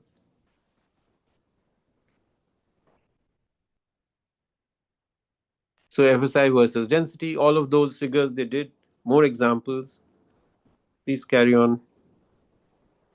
This is fourth year level work that you're seeing. Carry on. Yeah, and you can see now, just one moment. You can see on top the types of housing. You see EWS, LIG, MIG, and therefore you get mixed housing. Mixed housing, we discovered, or the students discovered rather, gets you the best densities. You know, instead of these polarized things that this is MIG, this is LIG. And all of this was done in just one term. What was also very interesting in these exercises is that I never encourage students to do any case studies. I say, you know enough about housing, you know enough about houses rather, put it together yourself. Then what happens is, somewhere after a month, when they've tested certain things on their own, they feel the need to do case studies. So when you get the case studies done at that time, it makes more sense to the student. Otherwise, what they'll do, they'll take pictures from the net, write some trash, and submit it as a case study. Here, the case study really informs their designs. And I tell them, so they come and tell me that, which housing should I see? I said, I don't know. You guys go around, Delhi as well as I do. You figure out what you want to see. So carry on. Yeah, please carry on. There's just a glimpse of what you're seeing. Yeah, there are all kinds of different strategies, mixed housing groups within one block, separated out on the side, many, many things. And I can tell you that the maximum density we achieved was 100 dwelling units an acre. Okay, let's keep going. So we come to the fundamentals of what we discovered about the housing. So that was what my paper was. Okay, thank you. So basically what I'm saying is that we need to have an interest in any project that we take up. Sometimes it's a long-term interest where you keep doing similar projects down the years because it adds to your own research. Again, the process of design is always the same. The important thing here, which I'm sure all of you are under pressure to write papers, this gives you the reason to write papers. It brings in the research aspect in the higher years. The UGC requirements, your own college's requirement, have you published? Now, I don't have that pressure, but I like to find out for myself. And that's why I get invited and it gets published. I don't try to send it out anywhere. Usually I put up things on LinkedIn or on Architecture Live because I want other people to react to it. But anyway, that's a different story. But as teachers who are full-time, there is, I know, a requirement. And a lot of people do it as a kind of a drudgery. I say that it is a lot of fun if it aligns to your interests. So that's what I had to say about the fourth year. So I'm done. Now we can go on to the next person. Thank you so much, Snehanshu. If I can now request Architect Devendra to come on screen. Yeah, hi. Thank you, sir, for such a inspiring word and inspiring work. I would like to present our case. I teach at PVP College of Architecture in Pune. I'm part of a fourth year team, and on behalf of that fourth year team, I would like to make this short presentation. What happened? I'm part of this particular fourth year team since last 9 years at PVP COA, and I, the first year which I was part of, what the team entire realized is lot of time is getting lost into the documentation of the study area for both the semesters, because there is housing in first semester as per Pune University in our college, and second semester is kind of complex architectural project, so which we interpreted it as a urban insert studio. So what we thought, it is better if we can carve out a year-long studio, and that to convert that particular studio in some kind of a key. So past 8 years, we have been conducting this particular thematic studio, concluded last academic year, with which is titled as Understanding Urbanizing Peripheries of Pune. So based on that particular theme, we have ran this particular studio for 8 years, each year addressing new area, uh, different area which is situated on the urbanizing periphery of Pune. So the brief which I have shared with Pooja ma'am is about Narhe, the area which is situated on the southern side of Pune city. So in that entire process, what we thought, it will be better if other subjects exercises, for example, reading of urban fabric, that is an exercise which needs to be done in urban study subject. So if we can integrate that particular exercise as a part of our year-long studio, and the understanding of that particular exercise becomes the founding principle of our design studio. So that's how some of the various exercises and various subjects got integrated. And eventually we could figure out that lot of subjects which needed to be offered as a part of syllabic requirement in fourth year can actually help develop the better output for this entire year long studio process. In this particular process, what we are doing is, we don't give students direct project, but we ask students to first visit the study area, then prepare their own first impression on A3 size square paper and present it to the entire studio.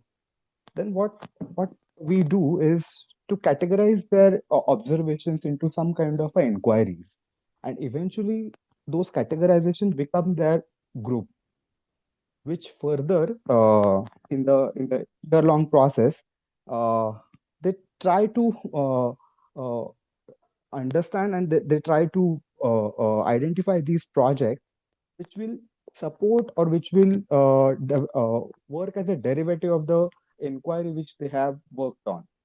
So that is how generally the entire process of this particular studio works.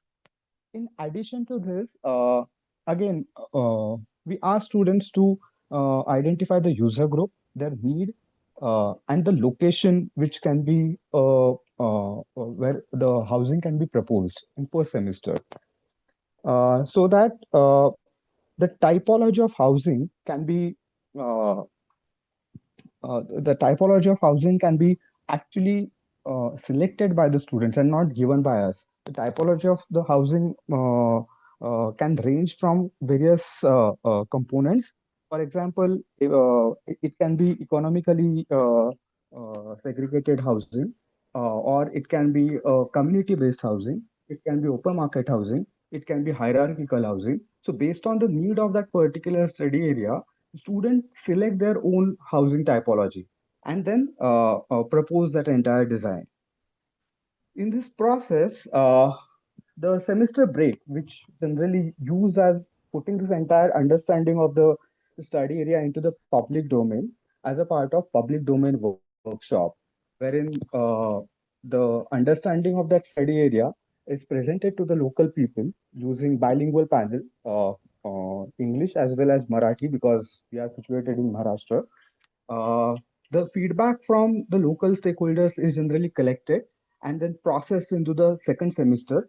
An appropriate urban insert project is proposed in second semester as part of their second semester design project. So this how this entire studio process works.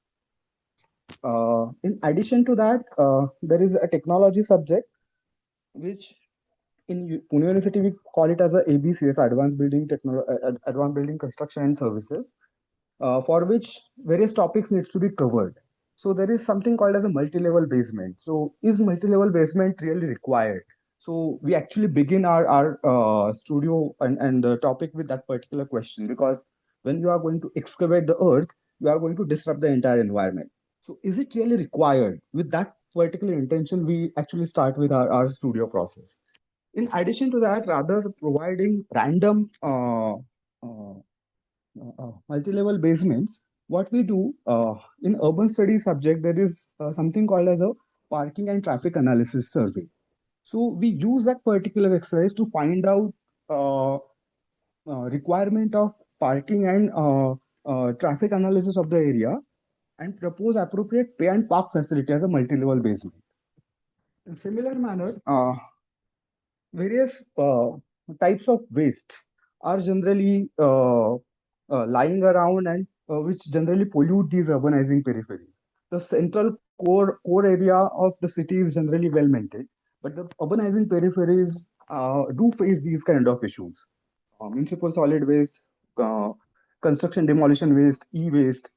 So we identify these types of waste which are generated in those peripheral areas and propose appropriate treatment facility as a industrial structure which is required to be designed in ABCS as a first semester exercise.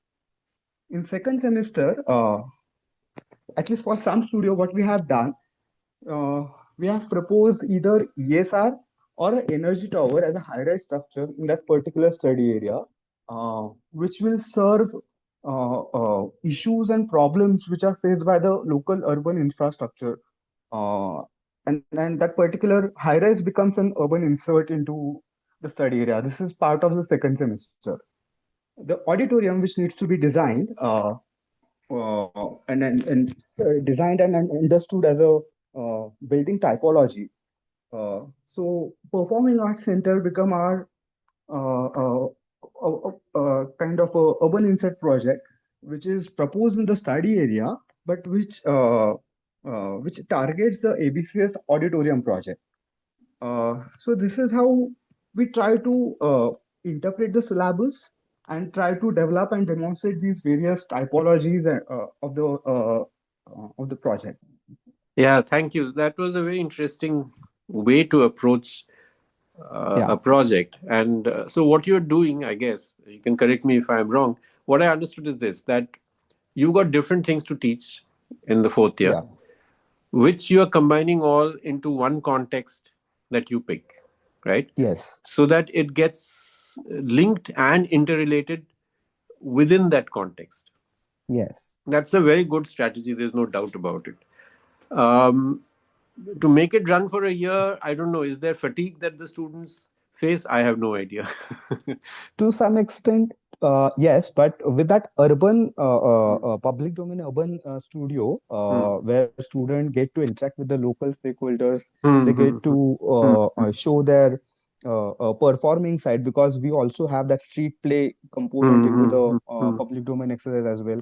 So hmm, because of those kind of interactive studio hmm, process, students are actually excited about this particular. But hmm, yes, there is that cognitive layer which comes hmm, into the picture, and in some exercises they do feel this entire process to be little overwhelming. hmm. Yeah, I was expecting that to happen, but that's okay in the sense that this is a part of the way this the structuring of this whole thing happens. There's Yeah, just two or three things I would like to say. So, what happens at the end when they have done this whole year? What do you do? yeah. You have an exhibition. What happens?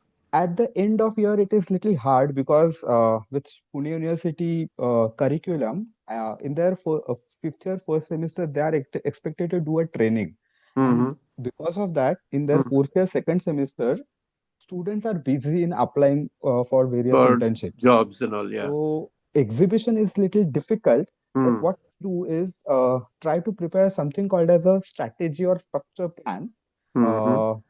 uh, wherein the group of 10 students indicate what they have been doing over Hmm. along Hmm. the year by indicating various housing typologies, various urban insert project typologies, various networks which they are working with, and these ABCS projects. So they try to create this holistic master plan. Hmm. Hmm. Hmm.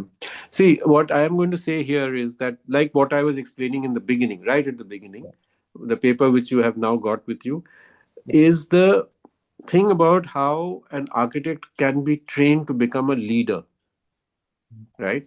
So this is a project that you talk of which actually has that inbuilt within it. yeah, You know, they are able to solve something which affects a lot of people, yeah, right? Or solve in the sense at least they have a direction. Whether they actually solve or not, they have a direction, they yeah, have some strategies. Now, it's very important for the college to take this to the next level, which means that it goes out into the public domain. yeah, These days, with the internet, it's easier to do.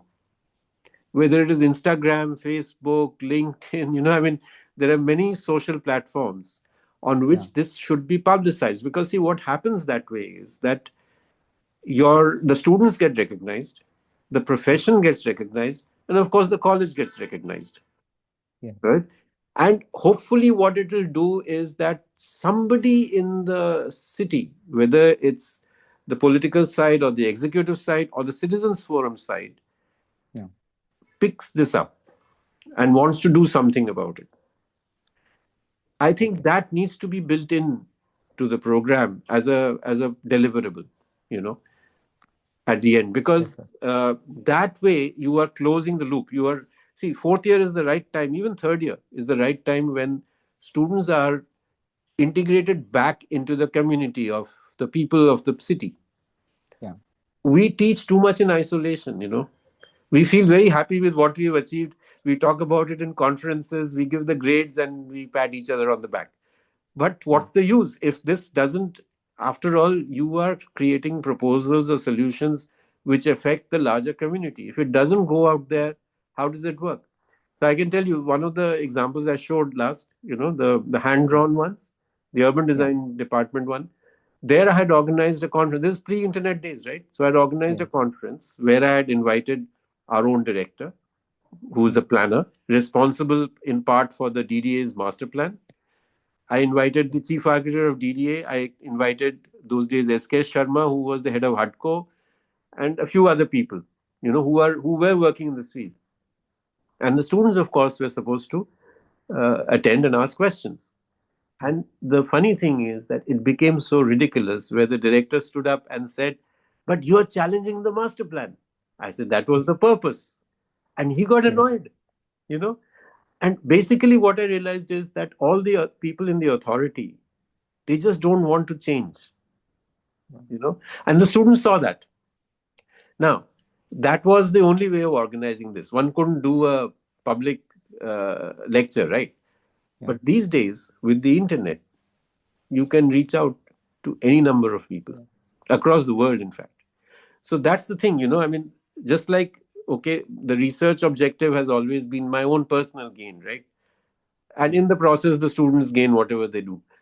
Similarly, what you're doing has to be taken to that last mile, Yeah. you know. And I remember the last I was in your college was some years ago on a QIP that your college organized with Yes. the council on housing. And TTP. Yes. yes, Habitat. yes. So that was the time I was there, and I know that you guys are engaging. But even then, I had spoken to Prasanna and said that you're not engaging enough. You know, Yeah. it needs to be more broad based. It needs to go. See, finally, architects need to be answerable, or rather, they should be recognized by society at large. Otherwise, what happens? They graduate and they become these individual performers, Yeah. and that space has shrunk over the years. So they are forced to join AECOM, right? Yes. So that's the other. So that has been one of the objectives of this discussion. That how do you teach students to become leaders? Because as I said, architects are the ones who are capable of far more than a lot of other fields can do. You know, I think after doctors, we are the next who are Yes. important, right?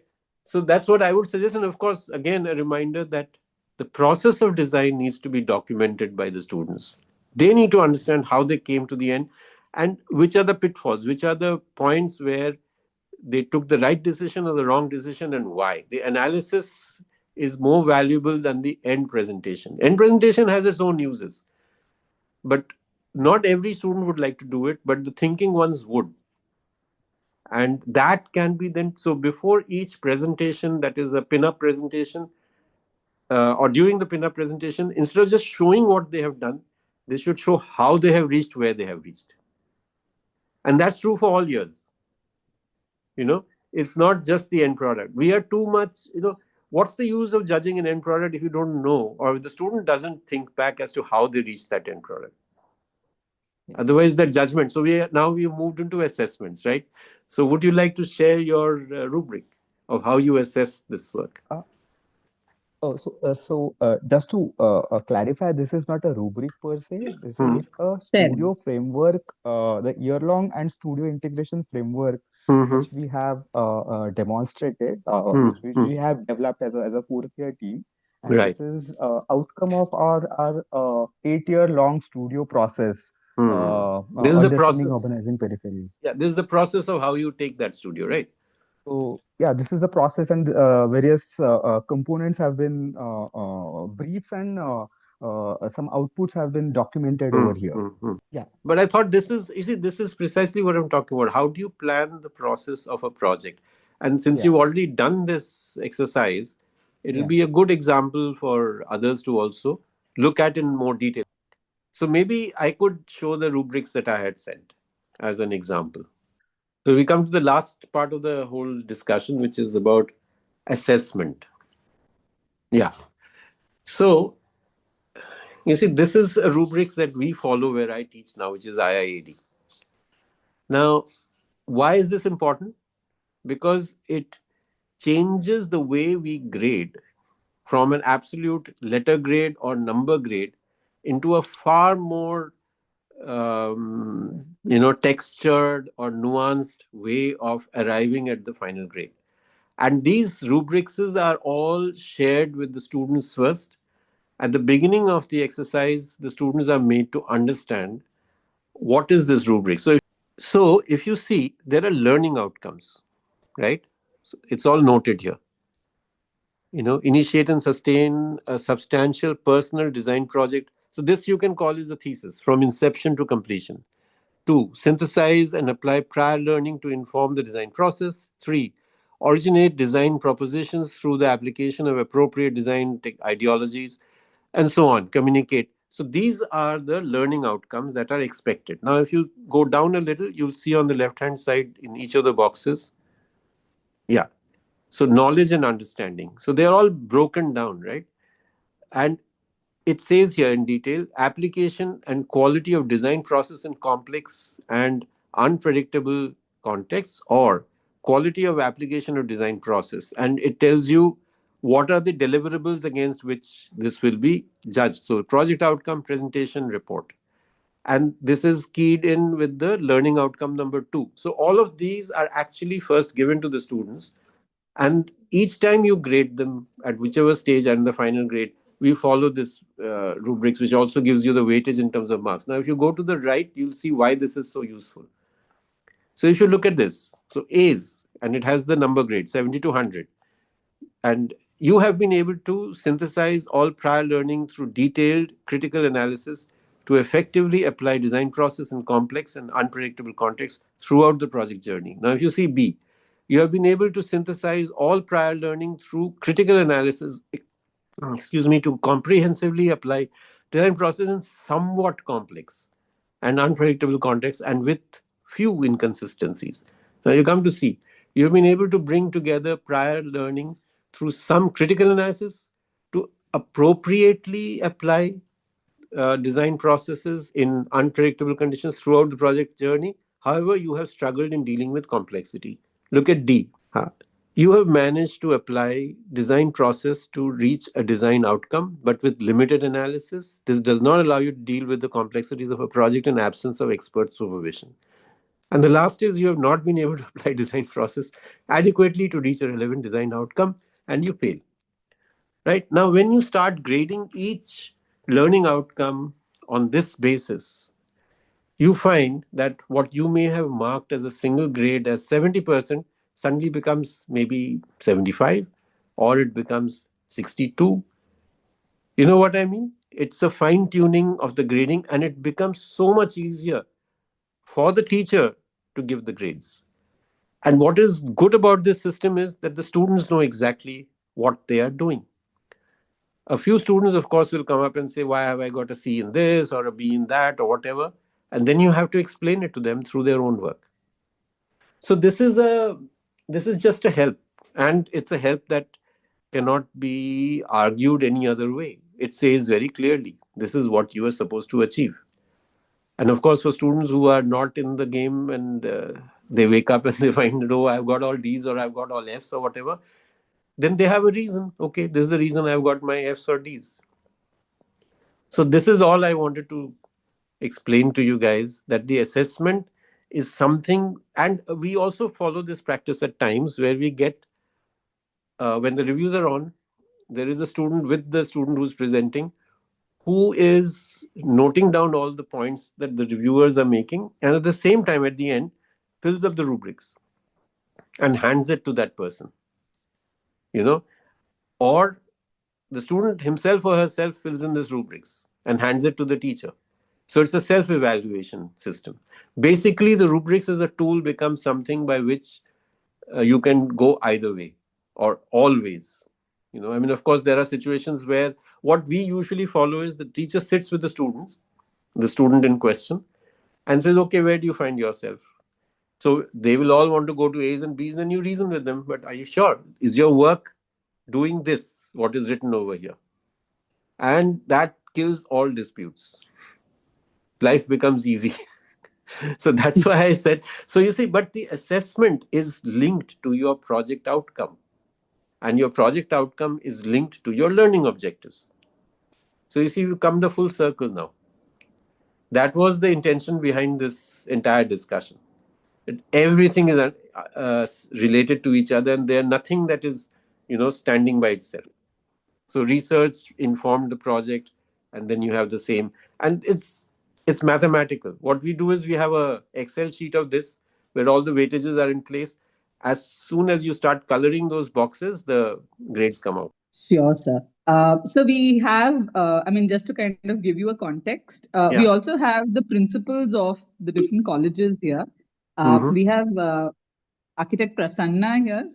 Prasanna sir has also raised his hand.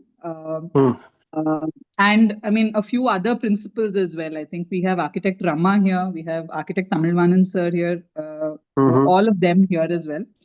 So, Okay. I mean, we could include them in a conversation if that is okay. Sure. But Yeah, please, sir, absolutely. go ahead and I mean, I would like to not kind of No, intervene through I'm the done. evaluation process. Yeah. No, I'm done for now. I have said whatever I had to say. The only thing is that the initial text that I read out, you should, whenever you have time, read it again in context of what all has been discussed. That's all I have to say. Nothing more. Sure. Prasanna sir, would you like to Is this Prasanna Desai? Yes, yes. Oh, I see. Prasanna, you never replied to my emails there. What is this? Hi. So Hi. you can take Pakda all, gaya. you can take all the digs in the public forum. And मैंने सिर्फ इतना ही बोला है, आगे कुछ नहीं पोल खोला. आपने बोल दिया कि मैं रिप्लाई नहीं करता आपके ईमेल्स का. देखता हूँ कहाँ पे है वो ईमेल्स और क्यों नहीं मैं रिप्लाई कर रहा. But I only want to say I'm so happy, and I've joined in very, very late. I just joined 15-20 minutes ago. Doesn't matter. But happy to see you, and I'm sure that this was a very stimulating session, and what you said in the end, or what you are saying in the end, takes me back to the good old days of 80s, where we studied and we have been discussing together. So I'm going to interrupt you. Prasanna is 2 years senior to me in SPA Delhi, and his friend Ramanathan is my business partner. So we are very close. And he's the one who has invited me to the college PVP COA many times. So it's very nice to see him. I mean, this is getting personal, but please bear with us. Yeah. So beyond that personal thing, I think whatever points that you have raised are extremely relevant, and this is exactly the dilemma decades after decades after decades. So I would just like to say that teaching pedagogy and things have been put in various capsules over a period of time. The fact remains that how do you reach out to students, how do you encourage the students, how do you motivate the students, and how do you bring in the parity. The last chart you put is parity across the table.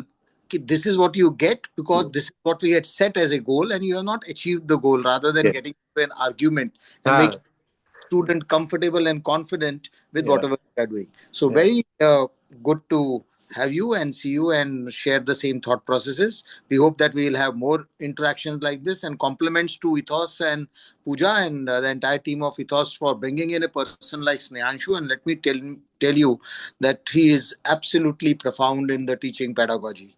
So he is. Means I know there are very few, many in the country, but they are on the fingertips, or maybe more than the fingertips that they are. So I hope we can take it ahead, and all your suggestions, which I am sure Devendra and my team has noted it down, we will take it ahead and maybe carry it forward under your guidance, and maybe take your help also. So that's all. Sure. And compliments and I don't want to comment on detail. Otherwise, the discussion can go on. But excellent, maza aa gaya. Bas. Thank you. Great to see you. Please do. I would also like to mention Geeta Balakrishnan here. I mean, she's not around today because she's in the US. But I mean, thanks to her to have put forth this kind of a framework. It's because of her vision that we actually are having a conversation such as this. So, yeah, kudos to Geeta as well. Yeah, Yeah, absolutely. I have two opinions on that. Geeta has been an old friend and also for a guide for everyone, Yeah. So that's last one. Snehanshu, let us hope that you come to Pune sometime. We will invite you. It is not a Sure. Puneri invitation. We have to send an invite to you. Yeah, Otherwise, yeah. try to take I'll be there. Yeah, I'll be sure. there. Thank you. Thank you, Architect Prasanna, for that. We now have an open kind of a session, and I do understand that there have been a lot of questions that have been coming up. We do have a bunch of 6 questions, but I'm going to keep that on hold, which we have collected over a Google form. I would first like to throw it open to everybody who's present live here. You can raise your hand, come on screen, and ask that. So if I may ask Architect Rajesh. Yeah, okay. First of all, namaste to all the dignitaries present over here.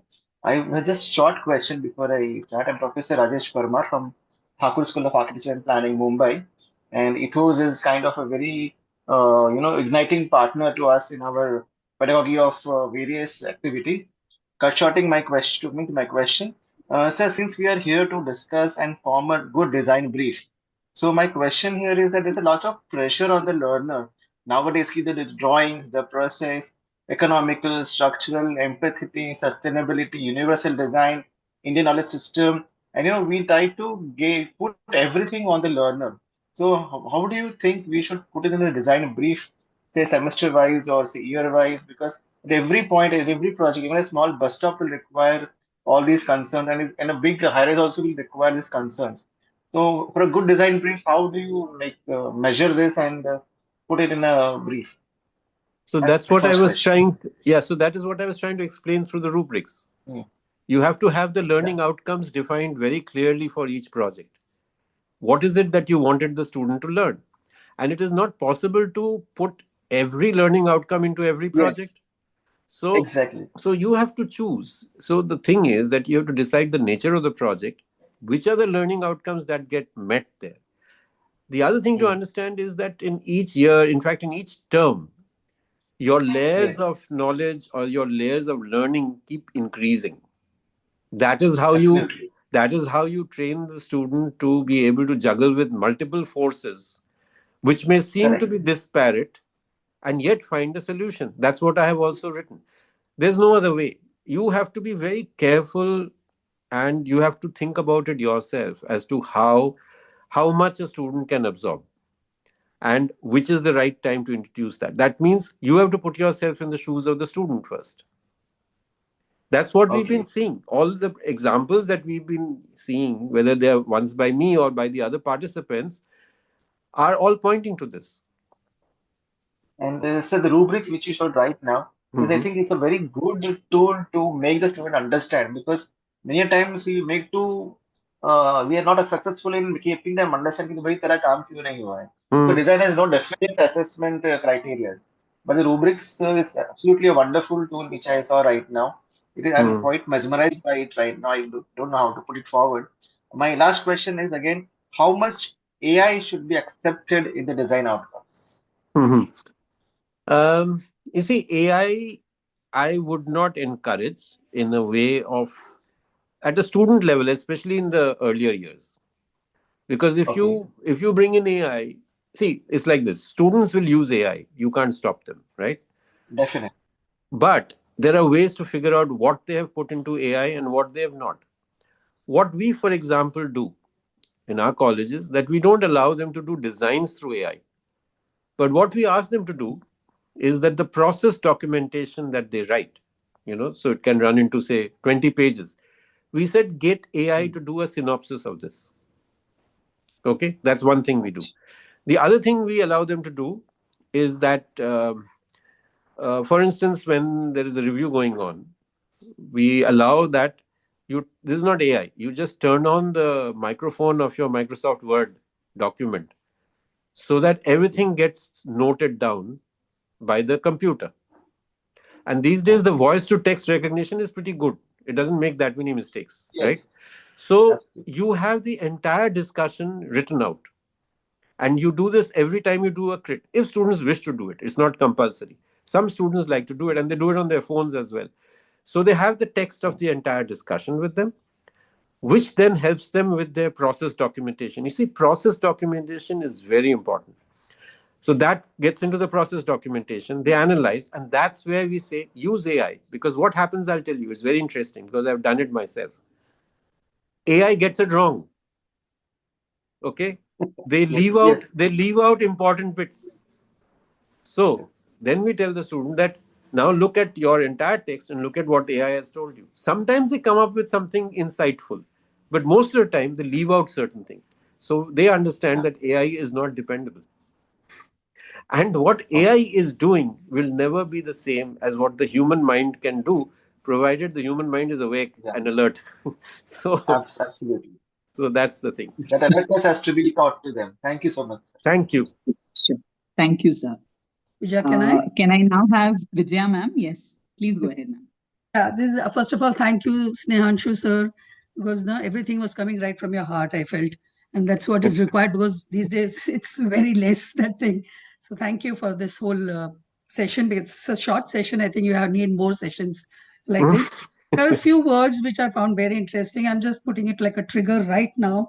The word realization you mentioned, that there's a need to realize. That is something which I felt is missing a lot of times. Realizing that you're a person who doesn't know when you go in as a teacher also. Yeah. Not a know-it-all person who is going in that I don't know anything. And let's see what I'm going to learn today. So I think that, and from the student's perspective also, the word realization is something which I think it's a beautiful word actually. We have to understand that word really well to accept it, our weaknesses and strengths. Then it helps to do that. Very true. Second is you mentioned lead the students more than motivate. Motivate is very, I feel it's like a word which doesn't give a lot of impact other than when you motivate a student, other than lead them. So when you lead them, I think you mentioned the whole exercises, you led them into they discovering the whole thing and then coming up with understanding or realizing that they also have this skill set. You don't Yes. become an architect when you're born, or you don't know how to draw when you're born, but you eventually Yeah. learn to draw. Yeah. So I think that was a beautiful thing which you mentioned, which I felt is something which is a definite takeaway for us. Third, you mentioned is drafting or drawing skill is not the only medium to start off with. There are many other methods which are there, which is required. So I'll just give us a little example. We had conducted a workshop, a QIP on space and feelings some 8-10 years ago, and we had called people from other disciplines to come in and explain what they understood about. And I remember we had one dancer who had come in. And the first thing we asked is that it is a classroom, ma'am. We don't have an auditorium. And the space is just 3 feet by 6 feet. She said, don't worry. Once it's over, you will not see that space at all, the physical space. So it was an eye opener for us also, I felt. Drawing skills, I think, because these days a lot of stress is on how well you draw that line. Required, mandatory. I'm not saying it shouldn't be there, but it's almost becoming the preliminary or dominating thing than understanding what architecture is all about. Boring word was used, which is a lot of time we also hear that, oh, it's again the same topic. But I'm just looking at it like a performer who goes and performs in front of an audience. Every day the performer is in a different mood, the audience are in a different mood, the space is different, so your performance has to change every day. I think I look at it, so the boring word shouldn't happen, actually speaking. Yeah. Even if I have to teach brick every year or every day, Yeah. there is something new which is coming up. I have made a list of words like that, which Oh, they are, for me, they are like please a share. vocabulary. Please They're share like those words. vocabulary. Huh? Please So also share. I'll put it up maybe later. I'll Sure. try to see Sure. if I can. Anytime. I'll Yes. put together and send it to maybe Pooja Hmm. or in It the would be group lovely, itself. ma'am. We can Because put these it are up the in the things WhatsApp which I group. think would help a teacher or a person to Yes. Yes. Yes. knowledge, I would put so. Well, To learn. I don't know what others. It'll help me. Pardon, I didn't get to say. I said, I don't know about the others. It'll help me for sure. No, it has helped me definitely. That much I know. Because it's like an eye opener. Definitely, it's an eye opener because a lot of things I think we take it for granted. That, Yes. okay, this is there, this is there. And the little thing about AI that you mentioned, I'll just close with that. We have something called as a wake up studio we do every year for the final year, which is started by somebody who is no more architect Raman, but to be Raman. And we have tried to see if we can continue that, which talks about how to understand architecture intuitively and with your own strengths. So I may be a classical dancer and that personal strength and develop to look at architecture. So he started that whole thing and it delves into theories and all that. A lot of things happen. This year we are bringing in AI also. We are trying to bring it. We're trying to see how well it. No, we may fail. I don't know, but we No, have you a. won't fail. You see, you don't look at it that way. It is a learning for you as well as the students. So that way, it will be a success because whatever you find at the Hello. end is Yeah. worth knowing. You know, so so that's the see what you said and what which is what I was saying a little earlier was precisely this, that you enter a class as a student. Yeah. True. It's just that as a student, you know a little bit more than the rest of the students. That's the only difference. If you enter like that with a spirit of inquiry and curiosity, you will motivate, quote unquote, motivate the class as well as yourself and get some amazing results. That's what happens. True. That's true. So let's see. I'll connect with you again after the AI workshop is done. Please. We are connecting it with the Yeah, wake yeah. up. We're not looking at it as a separate workshop. With the what is the result Good, that's coming up. good idea. Good And idea. if you're in Pune, we would love you to come also. It's the end of this year. It's too Okay. short a notice. But if you're Yeah, going to be around here, then please let me know. I would love you to come, sir. I For will. at least. Surely. Sir. Thanks a lot. Thank Thank you. you so much, Thank you ma'am. for inviting. Thank you.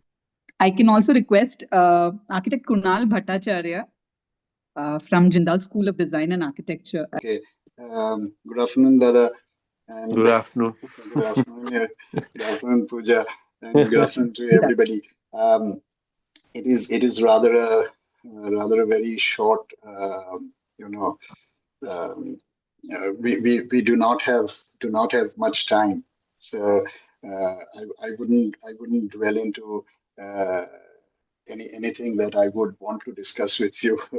There are many things I want to discuss with you, but I would just move to the questions. Mhm. That I have been. I'm a. Um, uh, Let me introduce myself this way. That I'm a young professor, and but I have been practicing for 35 years. So that's my background. So as I go into teaching, of course, as you rightly said, I have gone with the express intention of learning more and enriching my practice. I mean, that's the precise reason why I'm there. But as I get in there, I see the problems in the profession. I see the disconnect. And when I read your first article that you wanted us to read right at the Mhm. inception, Mhm. uh, it was really uncanny. I just felt like I'm reading myself. So it was it resonated. It resonated so well, even sometimes verbatim. The Mhm. vocabulary were so important. They were very similar, and that's why I think we can communicate quick and fast. Now, when I go to the class, my intention is I realize the one thing that you rightly said, that we cannot really teach what different types of projects, and that is what many institutions are trying to do, and that is why we are failing. Mhm. Um, I I thought deeply about how I do my projects, how I deliver my projects, and what do I do? What skills do I use? So I focused on the skills. I came up with five fundamental skills that I thought would be required to deliver any kind of design, and I quickly rattle them Mhm. out. Number one is observation and representation. So we need Mhm. to need to be Mhm. able to observe, and we need to learn to represent in a way that our fraternity understands, and they can translate it forward, take it forward. So observation and representation, and when I say observation, observation is not merely visual observation. There are auditory cues. We listen to most clients actually cannot give you a written brief. So you have to listen and you have to write down. And then um, there is a cognitive observation. You have a written brief and you have to make sense out of it in a manner, take out information in a manner that you can use in the design. So observation basically I define as collecting information. So Yeah. observation and representation is the first skill. The second skill is space and dimension. I mean, we look at spaces all the while, and unless we can understand space, we cannot manipulate space. So there, I'm purely talking from a practitioner's perspective. So because you guys have a very different and broader take on No, not true. I academic think takes a no, I very don't know. broad. I don't know about the others, but I'm very much a practitioner first and then a teacher. Okay. So space and dimension. Space is what we observe, but if we have to represent it, we require to understand dimensions. It's appalling that many people do not have a clear sense of what a meter is, how much of a distance a meter is, how much of a space 100 square foot is. I mean, if we don't understand that, then we cannot learn to manipulate space and Manipulated. arrange space. So space and dimension is the second skill. The third skill I said is proportion and scale. So proportion is again what you observe, and scale is when it comes to representation. So it kind of relates with each other. That's the third thing that I thought I use. And the fourth thing is, of course, research and analysis. For every project we have to do a lot of research. Even I design hospitals only, and but every hospital is kind of different. So I have to research again and again, and then analyze and synthesize, and a lot of such work. So research and analysis seems to be the fourth very important skill, and the fifth and final skill is design communication. And it's such a damn difficult thing. We are trying to explain explain a value-based subject like architecture to a client who understands the entire world in terms of facts and figures. So we need to learn how to bridge this gap, how to communicate. It's not good to say, "Oh, it will look good." Who cares? To whom would it look good? So there are a lot of such stuff. So I figured out these five fundamental skills, and I tried to work with it. In the last semester, I actually started assessing students on the basis of this, and every week I tried to hammer into their heads that these are the five skills you will be. To what you're saying is very correct, and I just like to support you by saying, for the students, one easy way is to get them to do role playing. If you get them to be so one guy becomes the client, the other guy Yeah, becomes the contractor, third guy that's becomes a consultant, then lovely. they will follow, and then switch them around in the Yeah, next that's discussion. exactly what I did in Omdayal College when I was asked to teach professional practice. Right. So I actually did But asked change them the to roles. But use it the works. tables and Yes, but create it'll work offices. even better when you do it in a design studio. Yeah, They And I've suddenly done will. it in construction. Yeah, I didn't think about it, but yeah. I that's one. must There look is at that. another thing I'd like to add to your list. When you say design communication, Yeah. you see, in my own when I explain my projects to several clients. So if you're working with an older client, it's easier because Mhm. by now they can read drawings to some extent and they understand they can read your mind or your words or whatever. Yeah. But when you're dealing with a new client, um, how you present. So gone are the days when you just showed some plans. Yeah. So It doesn't work. now with a lot of, I mean, I had worked for a real estate group called Alpha G Corp, where I actually used a clip from a Devanand film, Ah, okay, before I led them on to the design.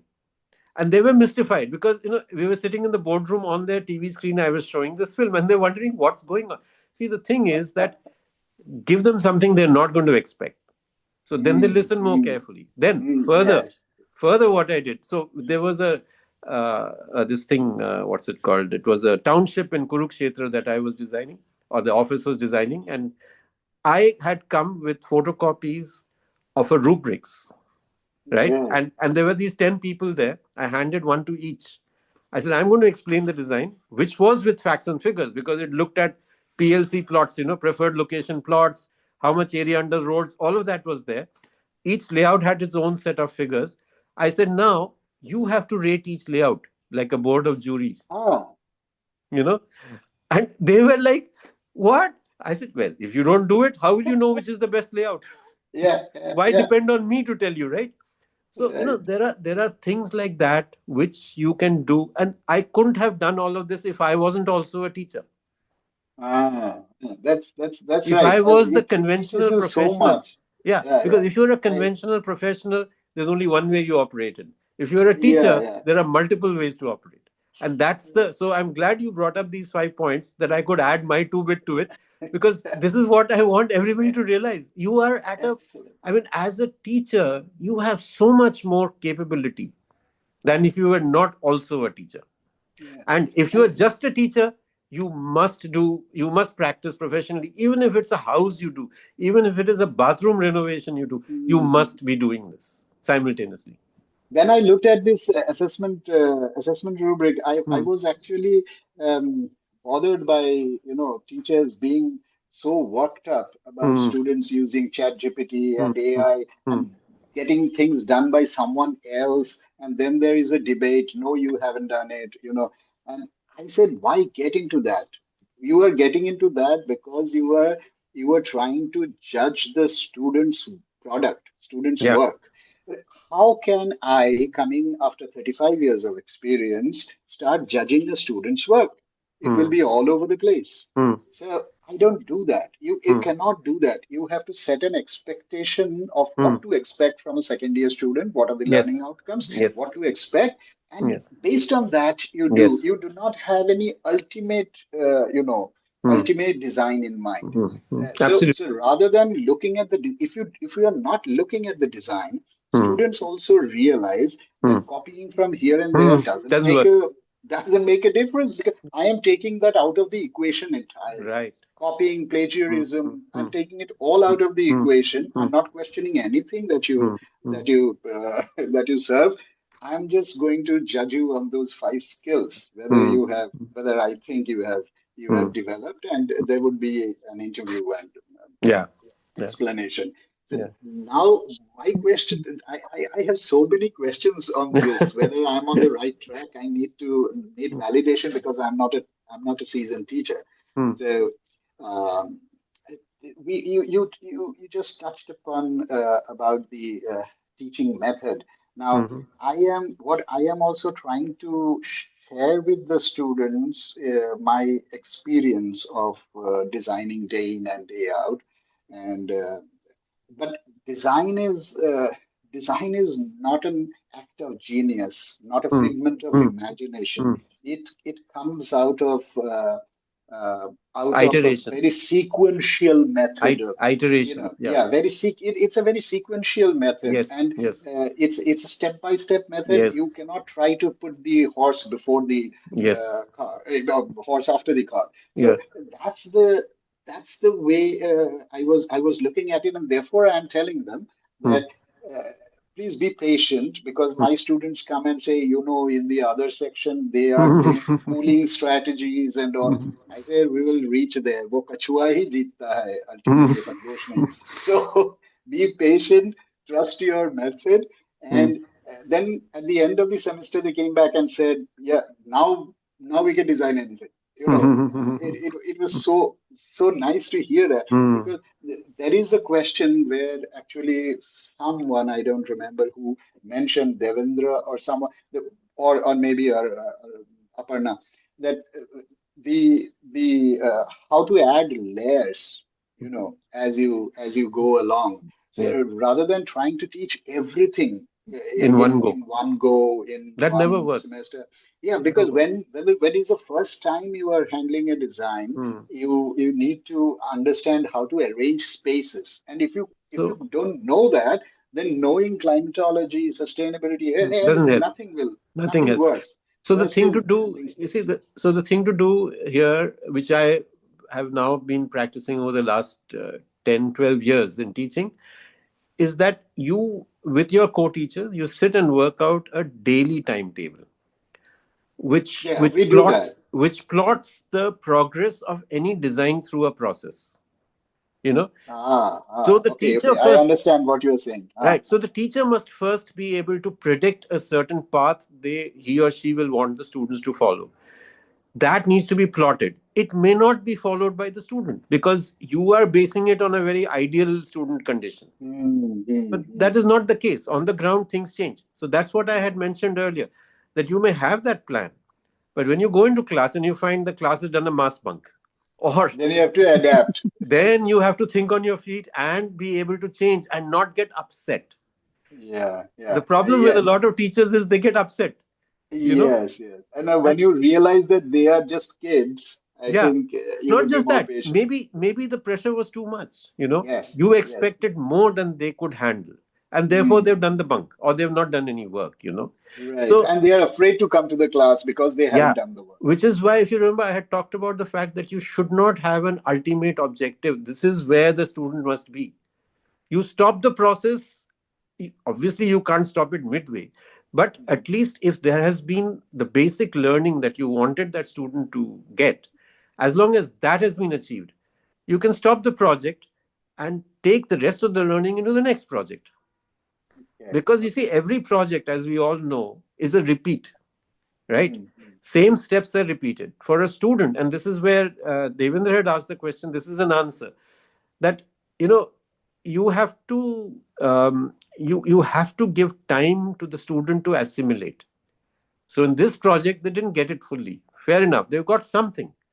Next project, again, take them through the same steps, little more complex. You hmm, know, and in first year, it's very critical. Second year, less critical. Third, hmm, fourth, fifth, not so critical. First year, where they are grappling with multiple factors and trying to assimilate them into one solution, is not easy. And hmm. this is the skill that architects have, no one else has. Yeah, yeah. You True, know, no one else. true. No And one else. if there's time, I can relate a very interesting anecdote too, in fact. So Pooja, please, if there is time, and if the others Hi, are willing to please delay their go lunch. ahead.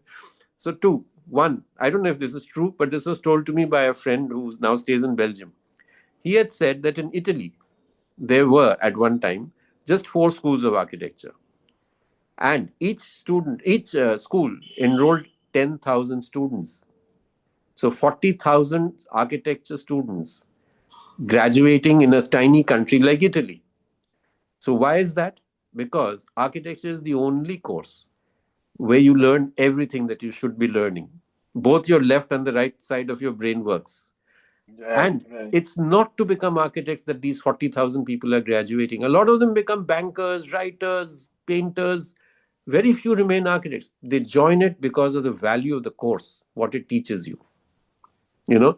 And this is what we need to teach today, that we are preparing you to be thinkers who are creative thinkers and who come up with a solid product.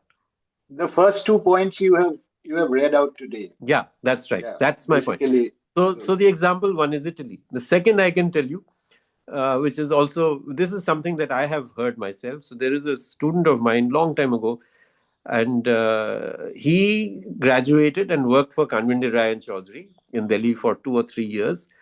And then one got to hear, and this is pre-internet days, before smartphones, got to hear through the grapevine that he has applied for the IIM exams, the management exams, and he aced it in IIM Ahmedabad.